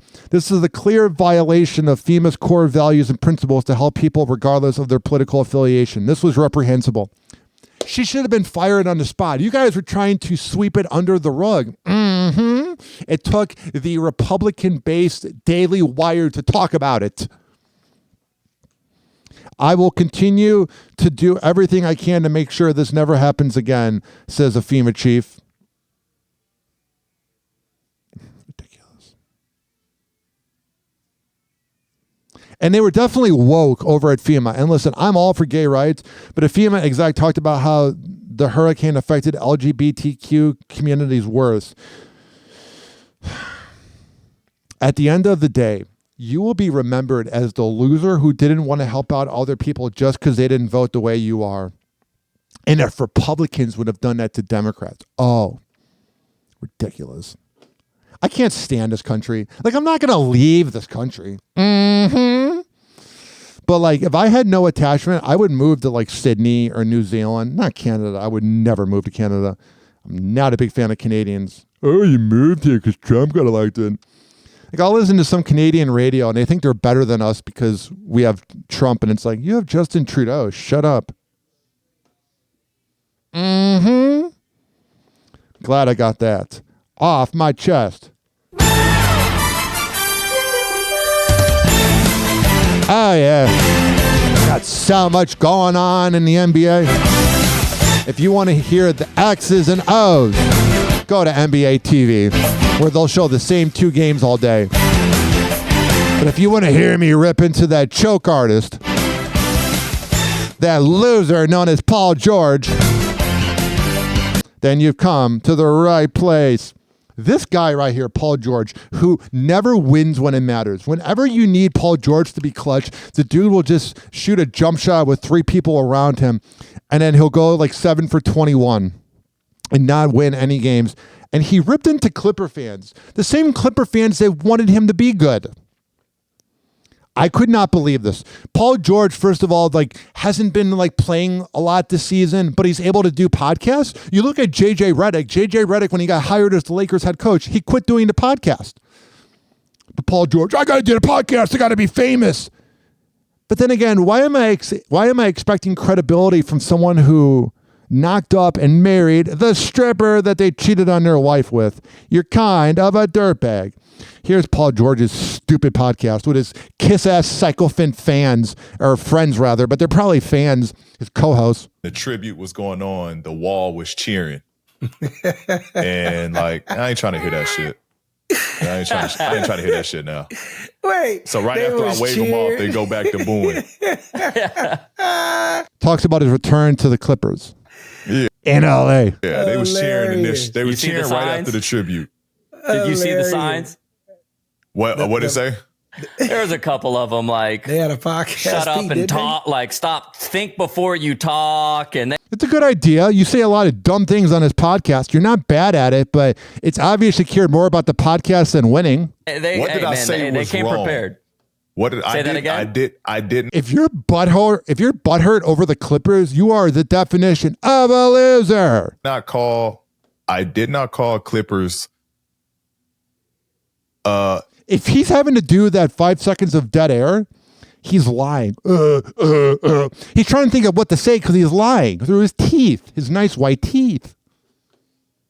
The B team. I said it felt like the B team just because you couldn't win when it mattered. You were a part of the B team. They just wanted you to win, bro. There are Clipper fans, but they just wanted you to win, and you couldn't get it done. You're better in a video game than in real life. Everywhere you go, people in LA say you should be a Laker. You should be a Laker. That wasn't minimizing. That wasn't. Well, then you should have been better to get to the Lakers. You're a choke artist. Paul George is one of those players, if you don't watch the NBA, he's good. He's going to go into the Hall of Fame, but he's very self-centered. He's like, I think these teams should retire my jersey. It's like, you got to earn that. Whenever you need Paul George to win, whenever you need him to be clutch, he is just a choke artist. Mm-hmm. Downplaying or, I was a Clipper. Like, that's who I chose to play for. Like, I wasn't, comparing them and saying that they were underneath the Lakers. It was just how LA interprets that or how LA treats. Well, if you're so good and badass as you claim you are with all the hundreds of millions you make, you'll be able to draw in a crowd. Excuses. This is the most millennial thing. This is why older generations hate on younger players, because of garbage like this. Players that are in LA, like they think you should be a Laker. They think there's not another team there. Yeah. Well, that's a you problem, that you weren't good enough to join the Lakers, that you're not a LeBron. So that was where that comment was from, but they proved me right. They didn't pack out and they aren't packing out Intuit Dome. Well, that's a you problem. If you're blaming the fans for not showing up to games, especially in LA where everything's expensive, you're a scumbag. And I'm sick of it. I've tried to lay back and not rip into Paul George too much, but this podcast has got it to his head. You were a nobody who couldn't get it done. You're literally famous for having Damian Lillard hit that half-court three over you. You're a choke artist. You're great. I get it. You're an all-star. You're blah, blah, blah. You're famous. But you're a zilch in the NBA. You can't get anything done. Like they say, you should never trust somebody with two first names as their first and last name. Like, that's y'all home. That's y'all team. Go fucking support them. Like, go be there every night. Go show that this is who our players are. This is who our team is. Yeah, you're a bunch of choke artists. And you're going to do the same thing for Philly. They'll either lose in the first or second round. If I had money, I would literally bet against Paul George choking in the playoffs. He does it every time. Whenever you need him to win, he misses the jump shot. Like, I didn't understand. He's a millennial Joe Johnson. And it, again, I was a free agent. It's not like I asked to get out of a contract or asked to leave. But you choked. Whenever you needed to win a game, you couldn't do it. The bench players were better than you, bro. If y'all knew the whole transcript of how it played out, when everything's going crazy. When he said trans, I thought he was going to say, like, Dwight Howard. That was a terrible joke. 856-49-HOPPE. 856-494-6773. You can tweet at me at Ryan Hoppe Radio. Speaking of sports. Evolutionarily speaking, women are just attracted to beards. I think it's a scientific fact. Jason Kelsey is back with more relationship advice. This can't wait to hear Kylie get all mad about this again. time with a side of scientific theory. During the latest episode of his New Heights podcast with bro Travis Kelsey, the two take questions from listeners, including one who asks for advice on how to tell her husband that she prefers him with a beard over clean shaven. Because what you're really saying is you don't like the way your husband's face looks. Yeah, that's unfortunate. That's a bit of a stretch. How do you tell somebody that you like their face better when half the of obvious it answer can't be is to just seen? tell them that you like it more with the beard. But I think men look better with beard. I'm jealous of guys that have beards. Whenever I get a little facial hair, it looks like pubic hair. that doesn't stop Jason from coming up with a whole hypothesis on the spot on facial hair. Evolutionarily speaking, women are just attracted to beards. I think it's a scientific fact. And if it's not a scientific fact, it's evolutionarily proven that men with beards have reproduced at a higher level, hence why there's more men with beards across the globe. This is ridiculous. I would say that there's just something very innate inside you that when you see your inside you husband with a beard, you don't know why, but it just really just is something that you really like in him. And that when he shaves his face, he looks like a younger version of himself, and you just like when he looks older and distinguished. The former Philadelphia Eagles star's latest marital advice comes after he made headlines for some not safe for work advice about reigniting things in the. It was pretty safe for work. It was just wear tight clothes and put on a movie that turns on the woman. If that's not safe for work, then they don't know what 2 girls, 1 cup is. Bedroom, sharing with followers this unexpected sex tip. For me, I've learned that you try and set it up. Let's say you know you're in the mood early. Start setting that thing up early, because women, they're weird. They don't just always want to have sex. They don't just always want that. Just like men like to be sought after, women like to be sought after. But wife Kylie Kelsey was not amused, taking. All right, I don't feel like hearing her blah, blah, blah, complain again. Yeah, that marriage is definitely on the rocks. This is an interesting headline right here. Facebook's in a little bit of trouble.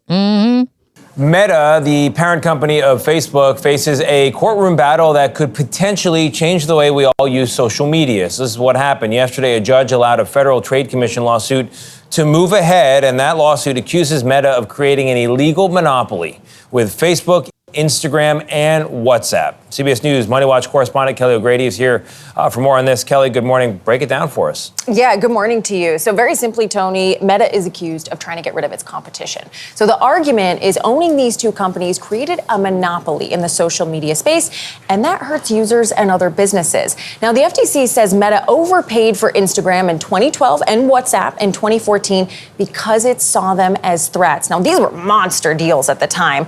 However, when we spoke with Meta, it told us it feels confident the evidence will show these deals have been, quote, good for competition and consumers.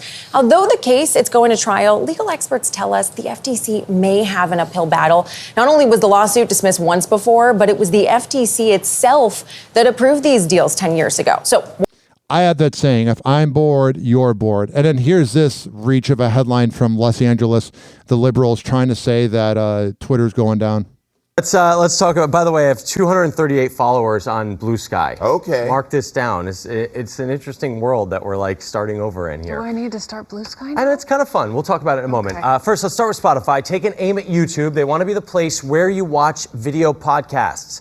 The company held their annual Now Playing event and announced 2 big moves. First, it will start paying podcast creators who get lots of views, and it will let paying subscribers watch video podcasts without ads. But keep in mind, that does not include what's called host reads. Those are the ads that hosts read themselves that are they got to make money built into the shows. Now, according to Edison Research, YouTube is the top place for podcasts with 31% of weekly listeners. Spotify has 27%.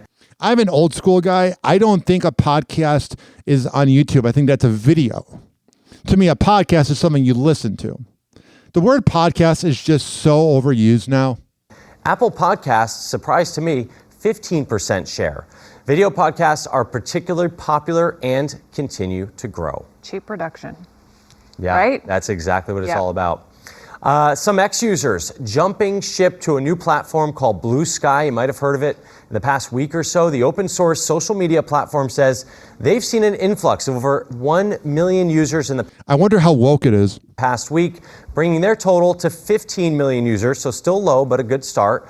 Many of those fleeing X after the election. They're unhappy that owner Elon Musk used that platform to support President-elect Trump. All right, that's where I check out.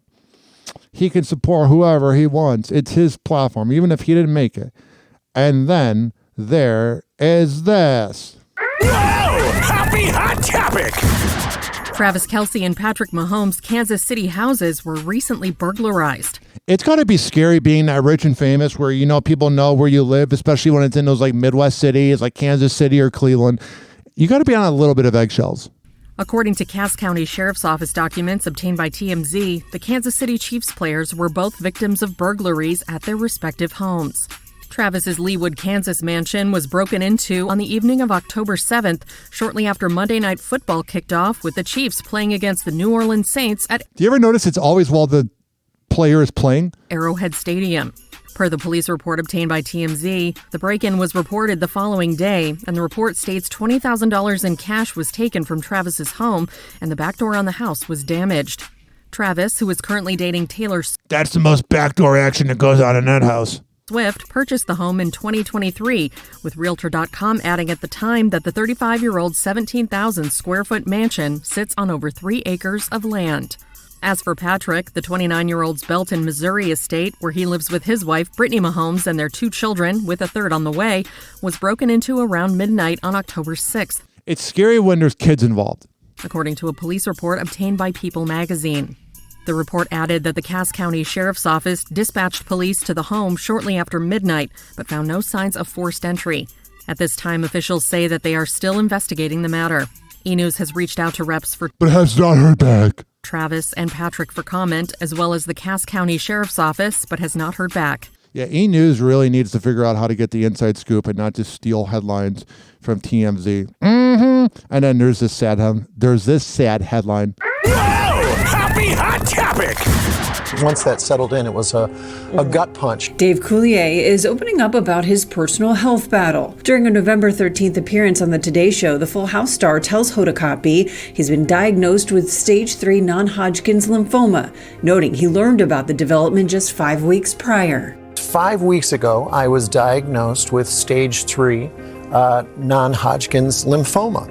And in that time, I've had 3 surgeries. I've had chemo. I've lost a little bit of hair. I kind of look like a little baby bird now.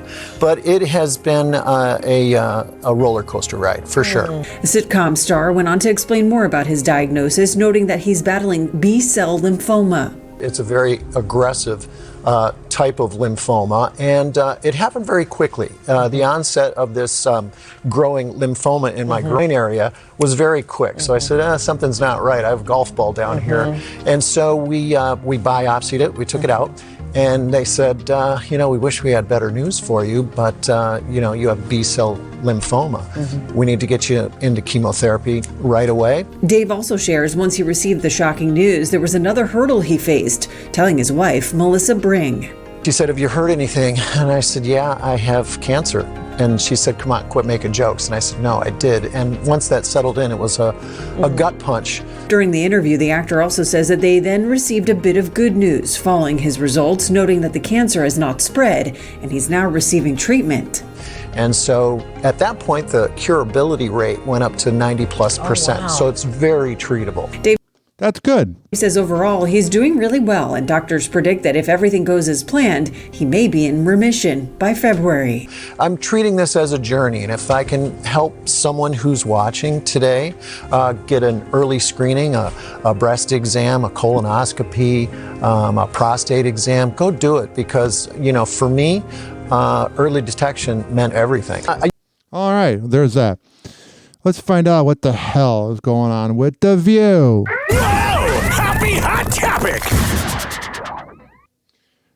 The View, Sarah Haynes walks off after Whoopi's not safe for work confession. Let's see how not safe for work this is. That's the most overused 4 letters ever. I always wanted my face on cheese. Yeah, I like to be eaten from time to time. That's pretty naughty. Sometimes Whoopi Goldberg's view becomes a little risque. During a segment on the November 13th episode of The View, which coincides with Whoopi's 69th birthday. Now I'm thinking about the guy from Cheers doing a Ted Danza. The EGOT winner highlights some of her favorite items alongside co-host Sarah Haynes, including a giant wheel of cheese imprinted with Whoopi's face. That's when things get a little bit awkward. I always wanted my face on cheese. Yeah, I like to be eaten from time to time. Sarah walks away. Can't take a joke. Typical liberal talk shows. And when they try to make jokes, they're not funny unless it's that one. That was pretty good.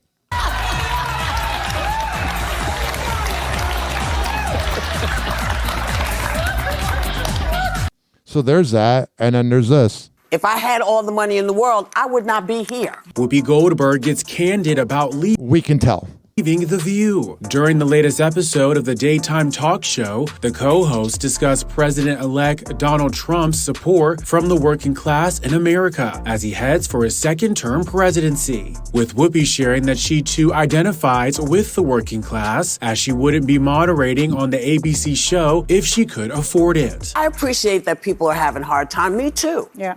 I work for a living. Oh, shut up. You're rich poor. You're not poor. Try to live the life of one of your viewers and shut up. I had all the money in the world, I would not be here. Okay? So I'm a working person, you know? And my kid has to feed her family, you know? And my great-granddaughter has to be fed by her family. I know it's hard out there, but I also know that there are a lot of things that we just said, no, I'm just going to go this way. Right. Here's my favorite memory of Family Guy.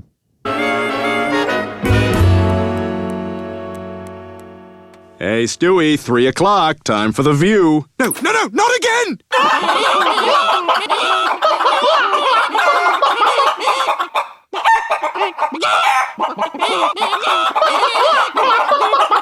Let me out of here! I can't watch another second!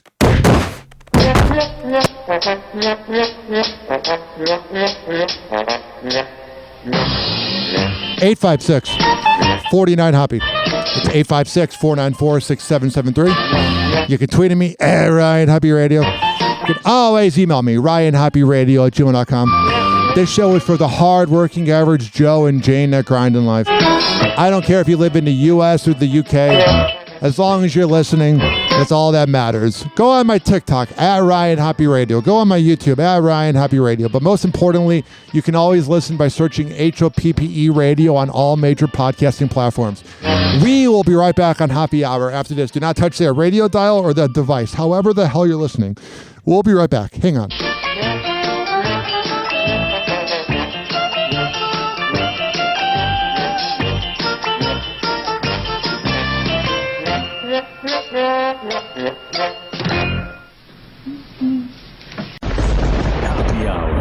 Hoppe Hour.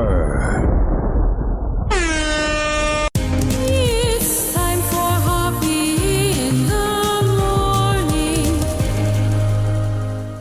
RyanHoppeRadio.com. Hoppe Hour will be right back. Whenever we're going outside, all I smell is poop. In the nuts, and we'll call it a day. As a reminder, if you don't feel like listening to this next song, you can skip over it. But Ryan Hoppe of Hoppe Hour takes pride in his selection, so stick around, folks.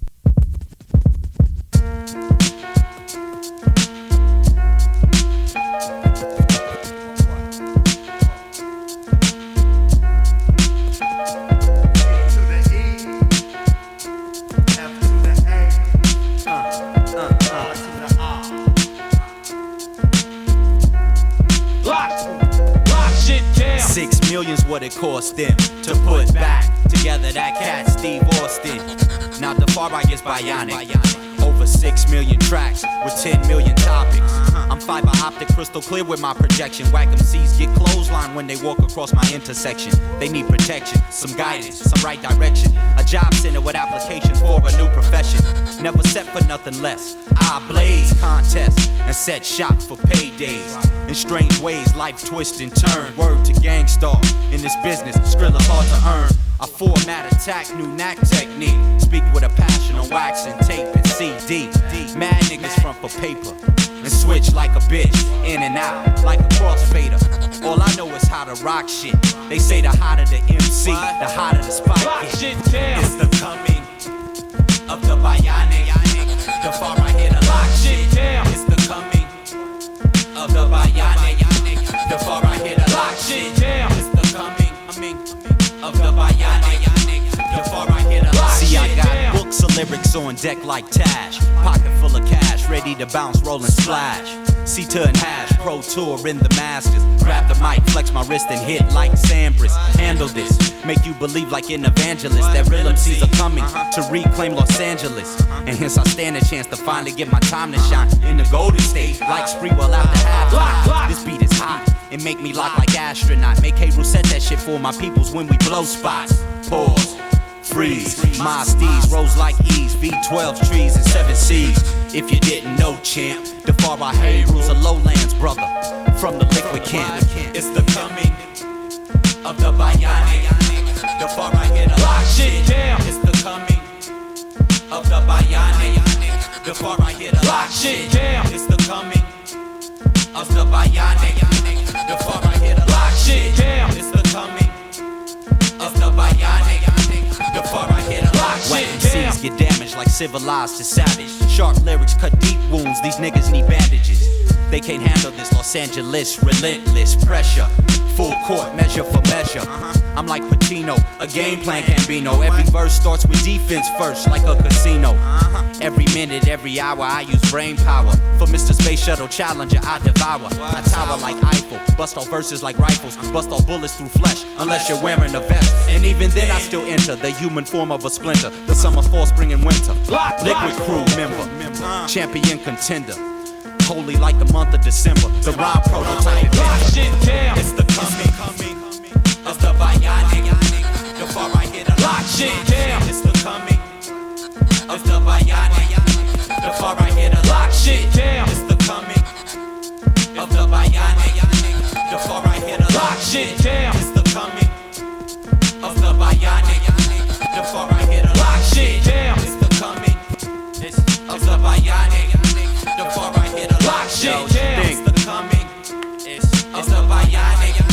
The far right hit a lock shit down. It's the coming of the bionic. Lock shit down. Oh, yeah. This following segment has been brought to you by DZBZ Honey at DZBZHoney.com. The best honey stick, the best lollipops, and the best jar of honey that has Delta 8 and CBD. So you have honey and you get high. At checkout when you go to DZBZHoney.com. Tell them that you heard about it from Hoppe Hour by typing in HOPPE. This is also being brought to you by Fortify.com. FORTIFEYE.com. At checkout, use keyword Ryan20. This is being brought to you by Amir Academy of Martial Arts at AmirAcademy.com. When you go there at 2700 22nd Street North, and that's in St. Petersburg, they will hook you up. Women's self-defense classes, kids classes, MMA classes, whatever the hell you need. Go to Amir Academy of Martial Arts and tell them I sent you. This is also being brought to you by counselingoncall.net. The absolute best mental health support ever. Tell them I sent you. And westchaseprinting.com, the best printing company. All right. We're going to come back on Hoppe Hour and keep this party going. But first, I want to give credit to one of the greatest radio shows of all time and the reason I'm in radio, Eddie and Jobo, with their intro. I want to take you guys back to the 90s and 2000s. You can thank these guys for me being in radio.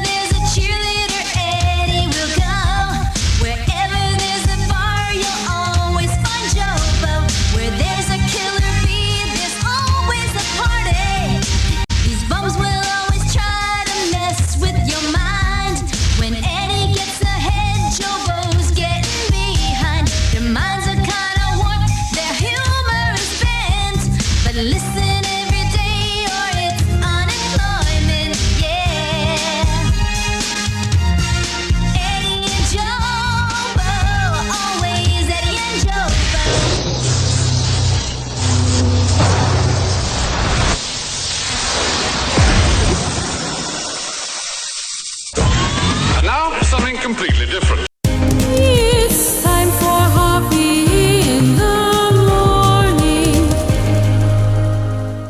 Welcome back to Hoppe Hour with Ryan Hoppe. Did you know most morning radio is scripted? Well, Hoppe Hour with Ryan Hoppe is not. In a world where mornings are hard, one man dares to entertain. This is Hoppe Hour with Ryan Hoppe. Hello, human beings from planet Earth. This is Jeff Zito from 98.7 The Shark, and you are listening to a real phenomenon. Attention, this is not AI. I am a real human being. This is Jeff Zito from 98.7 The Shark, and you are listening to Hoppe Hour with Ryan Hoppe. Hoppe Hour. Hoppe Hour. I'm definitely not AI. Ladies and gentlemen, here radio show on the planet. Even the other stations are tuned in too.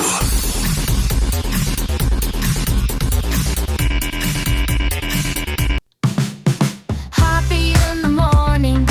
Tune in and you'll see. Ryan Hoppe's got the magic. It's live on your frequency. Hoppe Hour with Ryan. Start your day with a cheer. Turn that dial to Hoppe. We'll make your morning clear. Join us for the laughter, music and good vibes. Ryan's got the answers to brighten up your ride. Hoppe Hour with Ryan. Start your day with a cheer. Turn that dial to Hoppe. We'll make your morning clear. News and jokes together. Make your mornings bright. Live with Ryan Hoppe. We're setting things just right. Hoppe Hour with Ryan. Start your day with a cheer. Turn that dial to Hoppe. We'll make your morning clear. 856-49-HOPPE. It's 856-494-6773. You can tweet at me at Ryan Hoppe Radio. You can always email me, RyanHoppeRadio@gmail.com. Follow me on TikTok, Ryan Hoppe Radio. 70 downloads. 70 downloads. 70 downloads. Happy hot topic. And then you're the wrong gender. I know. Did Martha Stewart have an awkward moment with Drew Barrymore on her talk show? The business icon playfully pushed Drew away during her recent interview. The two women were discussing Martha's new Netflix documentary and how she opened up about her love life. During the conversation, Drew tries to get Martha to share a little more about what she looks for in her romance. And Drew always gets all touchy with these, people. It's weird. Which led to a witty response. What makes you soft and gooey, though? What makes having sex to you me soft and gooey? You wouldn't want to be soft. Soft and gooey. Yeah, Treatment. Soft and gooey treatment. Yes. When you're treated like a lady. Nicer. It's nice. Someone comes in and you're the wrong gender. I know. Can you imagine if a man were to touch women like that? Mm-hmm. The double standard.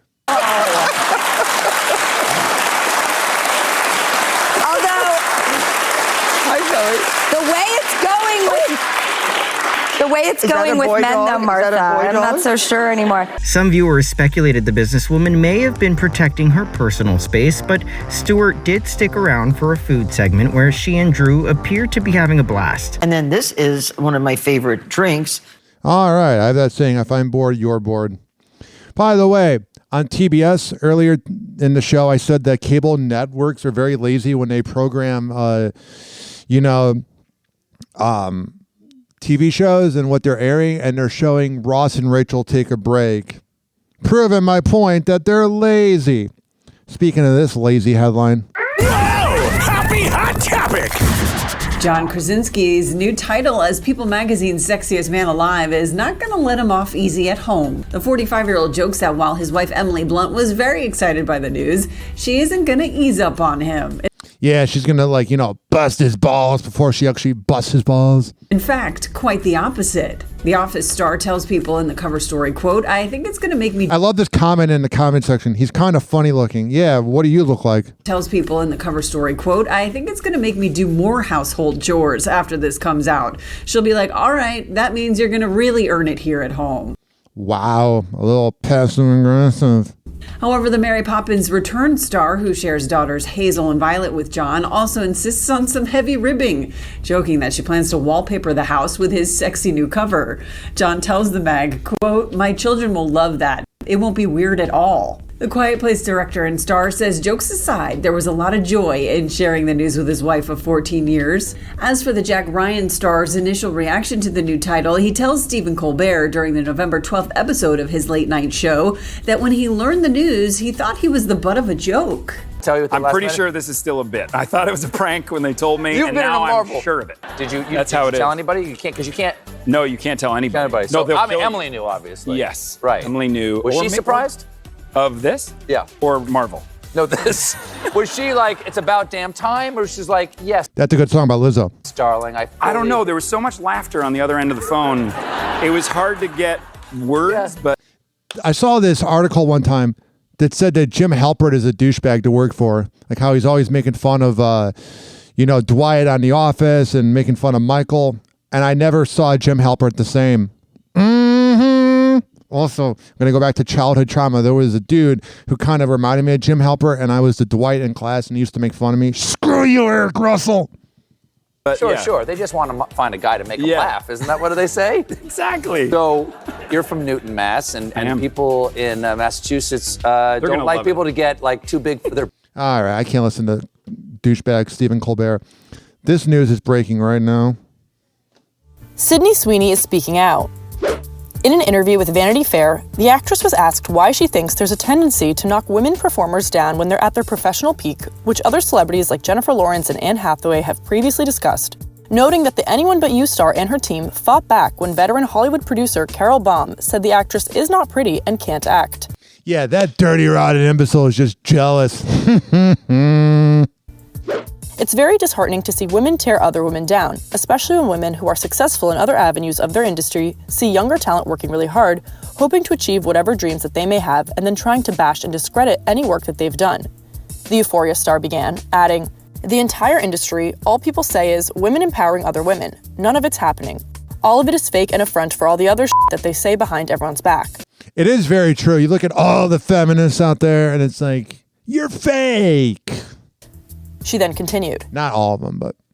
I mean, there's so many studies and different opinions on the reasoning behind it. I've read that our entire lives we were raised, and it's a generational problem, to believe only one woman can be at the top. There's one woman who can get to the man. There's one woman who can be, anything. So I feel like a lot of older women that are jealous that they're not good looking anymore are probably very mean to Sydney. Then all the others feel like they have to fight each other or take that one woman down instead of being like, let's all lift each other up. I'm still trying to figure it out. I'm just trying my best over here. Why am I getting attacked? Later in the conversation, the actress also got candid about going back and forth over advice she'd give to her younger self before giving a big first interview, telling the mag, "I actually think about this often. I go back and forth. One way is, Sydney, don't give them any part of you, only talk work. Then there's another part of me where I wish that I could have started off being so openly me that there's no questioning things that I say. I just tried to hide who I was for so long because I wanted to give a little bit of myself for myself. I didn't want to give it all away." All right, so she's going through a quarter-life crisis. And then there's this. I am beyond excited and grateful. It's Today with Savannah Guthrie and Craig Melvin. The 45-year-old journalist and longtime Today staple is officially named Hoppe Hoppe's anchor chair replacement.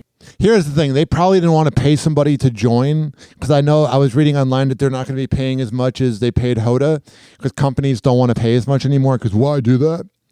Let's keep all the money for ourselves. Here's the thing, though. They definitely were going to just go with somebody. They might have given him a little bump in pay, but I would not be surprised if he doesn't get a bump in pay. For the 7 a.m. and 8 a.m. hours on the NBC Morning Show after Hoppe makes her exit in 2025. Craig Melvin is the new anchor of the Today Show. All right, good. I will be playing their clips like I always do. This is a midlife crisis headline. Happy hot topic! Channing Tatum is sharing a shirtless selfie after his breakup from Zoe Kravitz. The Magic Mike star shows off a shirtless post-workout selfie a few weeks after the news broke that he and Zoe Kravitz have ended their engagement after 3 years together. When you're past 27, 28, posting selfies is pathetic, like shirtless selfies. The 44-year-old writes on the pic, which he shares on his November 13th Instagram story, quote, "The only fun thing about 7 a.m. training sessions is when they're done, bro. Also, I sort of can't stand this dirt goatee I have for this character." Wow.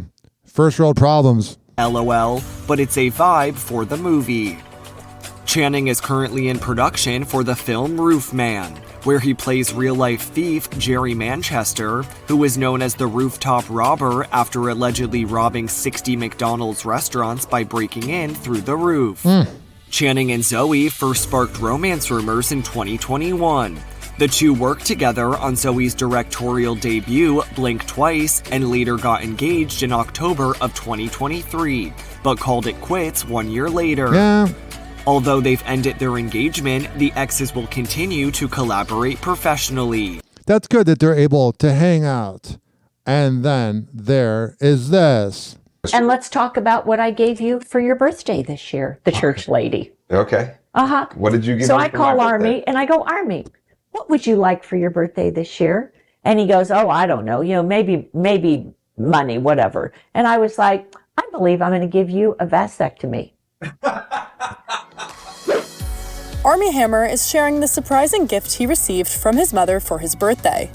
The former actor revealed in an episode of his The Armie Hammer Time podcast alongside his mom Drew that she decided to get him a vasectomy as he turned 38. And let's talk about what I gave you for your birthday this year, the church lady. Okay. Uh-huh. What did you give me? So I call Army and I go, Army, what would you like for your birthday this year? And he goes, oh, I don't know, maybe money, whatever. And I was like, I believe I'm going to give you a vasectomy. He then recalled how his doctor first... That fake weird laughter. What do you think of Hoppe Hour? I believe I'm going to give you a vasectomy. I'm glad you like it. Hoppe Hour. Hoppe Hour. It's time for Hoppe in the morning. RyanHoppeRadio.com. Hoppe Hour will be right back. Whenever we're going outside, all I smell is poop. In the nuts, and we'll call it a day. As a reminder, if you don't feel like listening to this next song, you can skip over it. But Ryan Hoppe of Hoppe Hour takes pride in his selection, so stick around, folks. Guns. Roll, nigga. What? Empire. Empire. I know y'all see this. She looked at me like I won't run up on her. I get you. She licked her lips like she could take a mean one. Must be the air that I breathe that brings this funny to me. 'Cause every time it's a breeze, I feel it coming at me. Oh, breathe. Is the air too thin up here? The watch too bright up here? The sun glistening off the bezel, leaving them little shadows of ice on your face like freckles. Shoot it in a button on one of my best suits, and that pound is shined up like church shoes. I gotta make my next move my best move, even if that move don't involve you. 'Cause there's a lot of that would love to be in your position, whether it was wifey or mission. My mission is to make sure I stay in your system like heroin. So therefore it's me that you're hooked on, but sick of. Don't be nodding off and getting comfy. I'll cancel your monthly.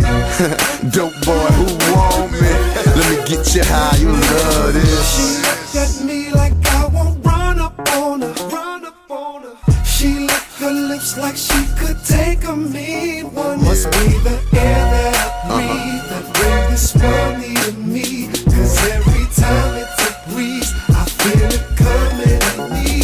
Oh. I'm a uptown boy, that girl from Brooklyn. Best eye chick, she know news in them. Cool with him, so she got the news from him. That what's happening, baby, what's happening? In the dice game, who got bank? Who's asking? 3 6s, look around, who's laughing? Point a chick out, they know who's smashing. I take fractions and spend on fashion. I'm all that, I don't call back. I'm more at, afford that, I'm buying all that. 645, the coupe is all black. Tell the bartender to send more of that. Window shop, who's pop? It's simple. I window shop, I buy the window, including the bimbo. This is simple. So what's your name? H.O. She looked at me like I won't run up on her. She licked her lips like she could take a mean one. Must be the air that I breathe that brings this funny to me. 'Cause every time it's a breeze, I feel it coming. You know, young and I slide through. New coupe, sky blue, big wheels, interior color diamond. And I'm used to life in the fast lane. Ask about me, I do the damn thing. You know money's not an option, really. My neck's retarded, my wrist so silly. And mommy got a face like Christina Millie. Body like Miss Kim Kardashian. I'm flashy at cars, I move like a boss.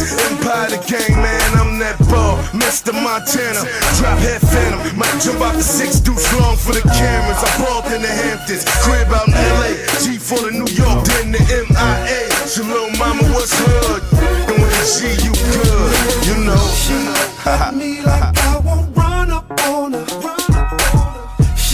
her lips like she could take a mean one. Must be the air that I breathe that brings this money to me. Cause every time it's a breeze, I feel it coming at me.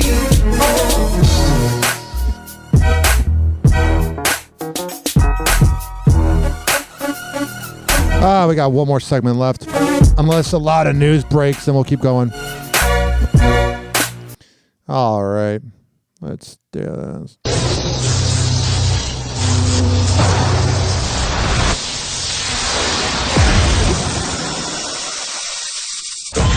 And now, something completely different. It's time for Hoppe in the morning. Welcome back to Hoppe Hour with Ryan Hoppe. Hey, this is Justin Schlegel from the Justin Scott and Spiegel Morning Show on 98 Rock in Baltimore, and you are listening to Hoppe Hour with Ryan Hoppe. Did you know that Ryan Hoppe got a vasectomy? Well, now you know, and we aren't even sure why we told you. Welcome back to Hoppe Hour. Hoppe Hour. Hoppe Hour. Ladies and gentlemen, here it is. The most listened to radio show on the planet. Even the other stations are tuned in too.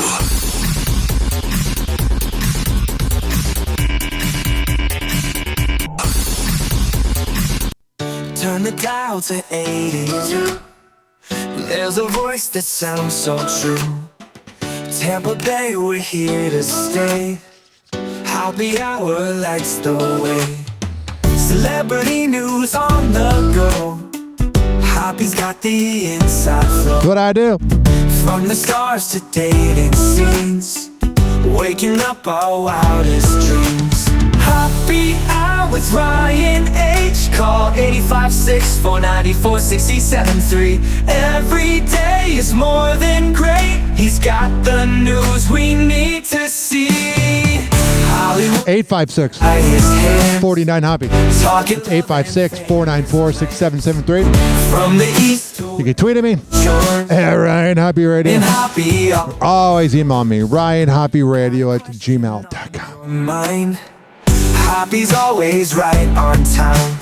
Whoa! Hoppe Hot Topic! Well, it's a question a lot of folks have been asking for decades. Is there intelligent alien life? And if so, has the government been covering it up? Well, the thing is, if there are aliens, they look at the fact that Elon Musk is the most powerful person on this planet and they go, I'm good, we're not crashing. that was actually the hearing, focus of a hearing yesterday by a House Oversight Committee. NBC's Capitol Hill correspondent Ryan Nobles joins us from Washington with the latest on this ongoing debate. And there were some surprises in that hearing yesterday, Ryan. Yeah, that's right, Craig. Yesterday's hearing, ex-government and military officials suggested that may be the case, that there are intelligent beings that live off of the planet. Witness testimony included a range of stories related to UFOs and UAPs, which stands for Unidentified Anomalous Phenomenon. I think if we knew the truth about aliens, we'd be very bored with the answer. One former Navy admiral said that he had confirmation of them in 2015 when he remembers getting an email from U.S. Fleet Force Command. The video showed a flying object by a Navy aircraft doing exercises, noting that there were several near mid-air collisions. The next day, he said the email mysteriously disappeared from his and others' accounts. No explanation was ever provided from another Defense Department official, and they claimed that the U.S. and its adversaries were hiding away UAP technologies. Take a listen to what he had to say. Let me be clear. UAP are real. Advanced technologies not made by our government or any other government are monitoring sensitive military installations around the globe. I believe we are in the midst of a multi-decade secretive arms race, one funded by misallocated taxpayer dollars and hidden from our elected representatives and oversight bodies. Now, this witness urged the new Trump administration to have more transparency, saying that he believes that Americans can handle the truth. Now, we've reached out to the Pentagon for comment, but we've not heard back. Sounds like E-News. You don't hear back. 856-49-HOPPE. 856-494-6773. More allegations of shocking behavior at a Diddy party. This one from a woman who was at one of the so-called freak-offs. Am I gonna get in trouble? That's Tania Wallace, who's about to drop a bombshell allegedly involving minors in TMZ Presents The Downfall of Diddy Inside the Freak-Offs. We spoke to Tania Wallace for our new Diddy documentary. She was at a Diddy freak-off party, and based on what she says, there was definitely something freaky going on. She saw large groups of people, adults, having sex. The party went through the night into the morning. I asked her, did they seem like they were lucid? And she said everybody was on drugs. And that's when Tania, who says she was invited to the party by a Saudi prince, claims to have witnessed something troubling. I looked to the right of me, and in the corner, they were little people. So use your common sense. She intimated that they were minors. More than intimated. She said they were encircled by a bunch of adults. Dressed up like little Harajuku Barbies, red lipstick, looking like real sexy. I hope Diddy burns in hell. And then there is this, even though there's no hell. Moving on now to Britney Spears and a momentous occasion for her. A major milestone coming up later this week. TGI Fridays. Yes, she has reached that point where she is about to write the final child support check to Kevin Federline. You know, the kids are probably freaking out. Because their youngest son is now 18, and Jaden is graduated high school. So that's it. No more checks. As they say, that's all she wrote. And by the way, the last payment is due Friday. You know, she's going to be so excited signing that check. It is $10,000. She was paying Kevin bi-monthly, $20,000 a month. So she paid $10,000 at the beginning of November. Friday will be the last payment. Jaden is now 18. Sean Preston is a year older. And that's it for her. She's been paying child support as much as $40,000 a month since 2018. She's been paying child support for many, many years. That ship will sail Friday. All right, there's that. And then there, right here, I'm skipping forward on the video. There's this. Paid for an appearance that she did with Kamala Harris. Well, you are going to see Oprah's response to that story when we come back. I love this TMZ music. Dun, dun, do a line of coke. Pre-fentanyl era. Oprah Winfrey has something to say about a story involving her and Kamala Harris that was out there claiming that, you remember the interview that Oprah did with Kamala Harris at a point? This was when she said the thing about, I have a gun at home. That was that interview. Yeah, back in September. Yep. Well, the story has it that Oprah was paid for that. $1 million. $1 million. And that was, I mean, the insinuation was... Of course she was paid. It just sucks that money went to a failed campaign and not to help Florida. I think it's because Florida votes red that just nobody cared. She was only supporting Kamala Harris because she got paid $1 million. Yeah, that's pretty much true. And then there is this weird headline. Indianapolis police are investigating a concerning death that occurred at a Planet Fitness gym. Derek Sink was found dead in a tanning bed at the workout facility 3 days after he entered the building. So do they not check the beds? That's a bad look. That's a probable lawsuit. The Marion County Coroner's Office confirms to People magazine he was 39 years old. An MCCO spokesperson tells the outlet, this remains an ongoing death investigation. The Marion County Coroner's Office will determine the exact manner and cause of death.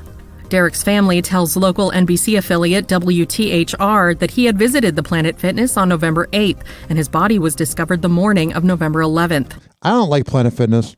His aunt also tells the news station that due to him wearing an ankle monitor, investigators determined Eric never left the gym after his arrival. 2 days after going to the gym, Derek was reported missing by his family, according to police records obtained by Indianapolis Star. Elizabeth Len, a local woman who was visiting the Indianapolis Planet Fitness on the morning of Derek's discovery, said she detected a bad smell after entering the building on November 11th, before realizing it was coming from the tanning beds. She told WTHR in an interview published November 12th, the tanning bed has a door, I believe, but still, why are we not concerned that the tanning bed has been closed for 3 days, potentially?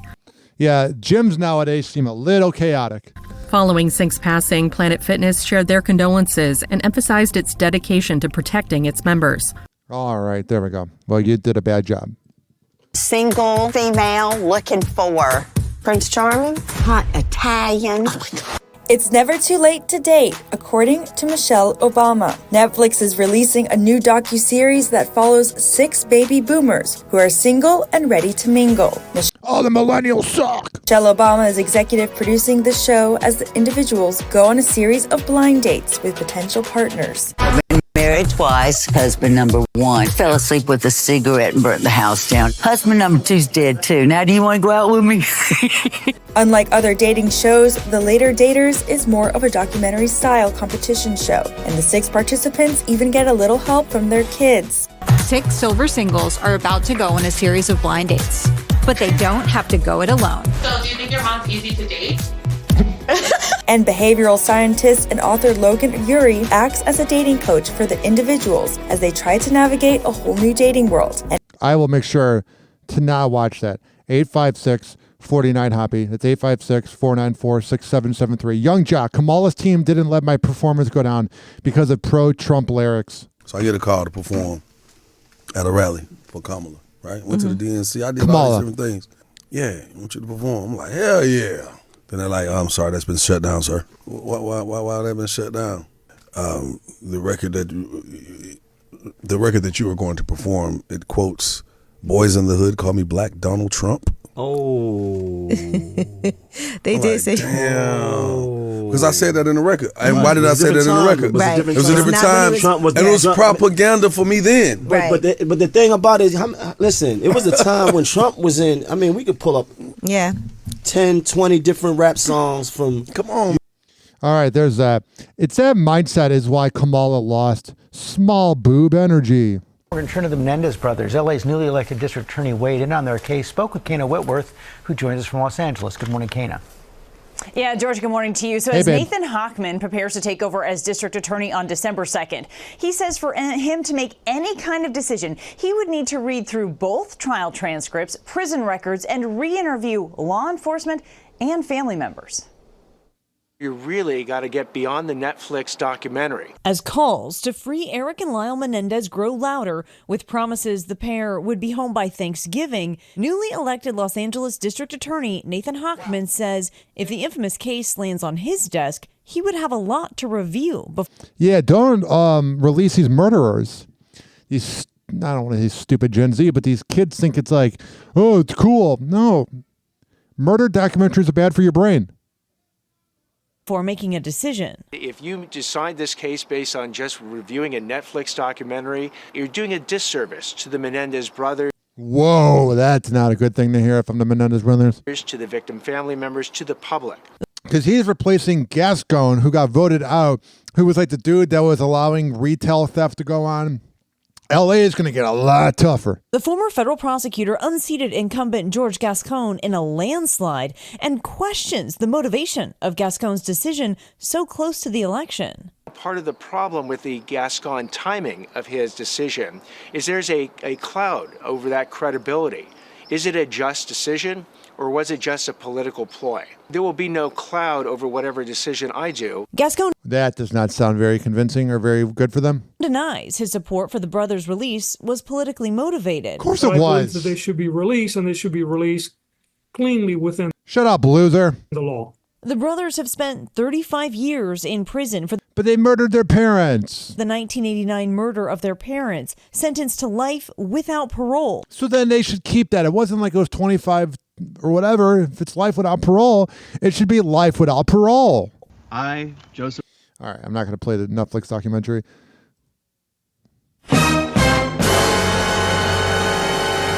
And finally, there's this headline. This will definitely be a reel on my video because it's 2 hours and 32 minutes in. If a man did this, he would be shamed. A Secret Service agent allegedly took his ex to former President Barack Obama's Hawaii home while the president and First Lady Michelle Obama were away. Sounds like when you would have high school drinking parties and the kids would hook up on the parents' bed. It was weird in Illinois. A new memoir alleges a Secret Service agent violated protocol by inviting his then-girlfriend to Barack Obama's beachfront home. In Undercover Heartbreak, a memoir of trust and trauma obtained by ABC News, Korea Dwanyan claims that the agent, whom she refers to by the pseudonym Dale, invited her to the property. Oh, so you're an attention-seeking person that wanted clicks and headlines, and you're getting it because you're not known unless you are known as the girl that had sex on a bed. Another clout chaser. 2022. She quotes Dale as saying, "No one will know. If anything, I'm the one who could get in trouble." Wow.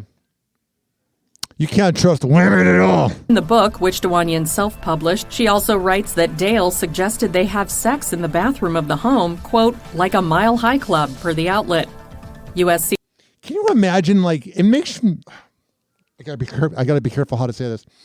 It makes me not want to be around, like, modern-day women. The way they just, if you do something, they will just tell everybody once the breakup's going on. There's one thing that boomers and Gen X do well, women do, is they just keep their mouth shut. Secret Service Chief of Communications Anthony Guglielmi confirms to ABC News that an incident similar to the one described in the memoir had in fact taken place, and that the agent in question was fired from his position as a result. Guglielmi tells... It says here on the book, it's called Undercover Heartbreak, a memoir of trust and trauma. Again, it's the Kayla Nicole. It is the Brittany chicken fry disease of blah, blah, blah. Got to talk about my ex because I'm nothing without the man. And again, I'm not being sexist. I truly believe if a woman has to keep talking about her ex, you're nothing without him. Guglielmi tells ABC News, on November 6, 2022, a Secret Service agent involved in protective functions brought an individual who did not have authorized access into a protectee's residence without permission. As soon as the Secret Service became aware of this incident, the agent involved was immediately suspended and, after a full investigation, terminated. I'm going to guess, I don't know for sure, but if the author of this book is single, it's because she can't be trusted. She can't keep anything secret. Nothing is sacred with her. He adds, although the protectees were not present at the time of the incident, these actions were an unacceptable violation of our protocols, our protectees' trust, and everything we stand for. E-News has reached out to the... It has not heard back. Let me guess. E-News has reached out and has not heard back. Secret Service for comment, but has not heard back. Can you imagine the Secret Service talking to E-News? E-News. Every time you reach out and you're like, hey... Guess what happened? Loser! You're a loser! Are you feeling sorry for yourself? Hey, person that wrote that book about the man. Loser! You're a loser! Loser! Kayla Nicole. You're a... Brianna Chicken Fry. Loser! Any woman that needs the man for clout. Loser! And I'm not saying all women. I like independent women that can also acknowledge that they're the problem. Loser! You're a loser! Elsewhere in the tell-all, Korea reportedly describes meeting the agent while she was vacationing in Martha's Vineyard, and he was assigned to protect the Obama family, including their daughters Malia and Sasha. She wrote that while he had told her he was divorced, she later learned he was still married. So you're angry because you're the side chick, so you write a book about it. What a riveting life. I'd rather be me. I have more credibility. And that's not saying much.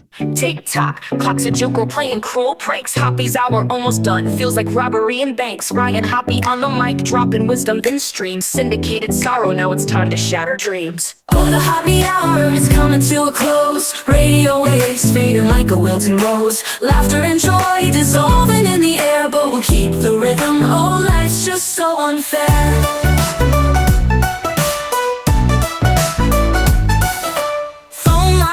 But the laughter's growing dim. Eardrums mixing Hoppe like fingers without rings. DHX to FM, shoutouts hit the street, but soon the sound will vanish like shadows in the heat. Oh, the Hoppe Hour is coming to a close. Radio waves fading like a wilting rose. Laughter and joy dissolving in the air, but we'll keep the rhythm. Oh, life's just so unfair.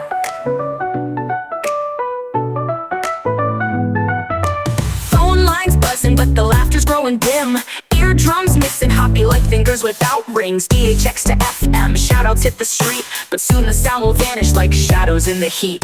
Oh, the Hoppe Hour is coming to a close. Radio waves fading like a wilting rose. Laughter and joy dissolving in the air, but we'll keep the rhythm. Oh, life's just so unfair.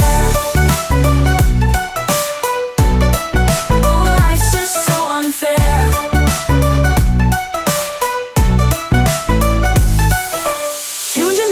right like clockwork to a show. And now it's time to face the silence like a TV on snow. Ryan Hoppe held the mic with humor so divine. The void left in our hearts wider than a canyon line.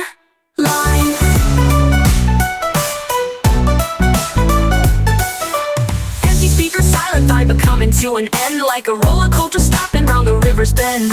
Hoppe's jokes and jabs, these are daily grind. Now silence louder than the thoughts we can't rewind. Oh, the Hoppe Hour is coming to a close. Radio waves fading like a wilting rose. Laughter and joy dissolving in the air, but we'll keep the rhythm. Oh, life's just so unfair. The Hoppe Hour is coming to a close. Radio waves fading like a wilting rose. Laughter and joy dissolving in the air, but we'll keep the rhythm. Oh, life's just so unfair. Hoppe Hour. Hoppe Hour. It's time for Hoppe in the morning.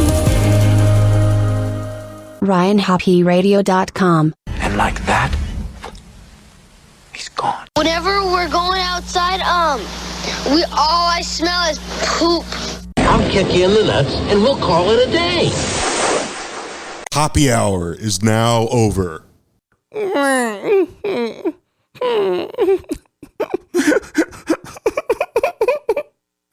Hoppe Hour is now over. Game over.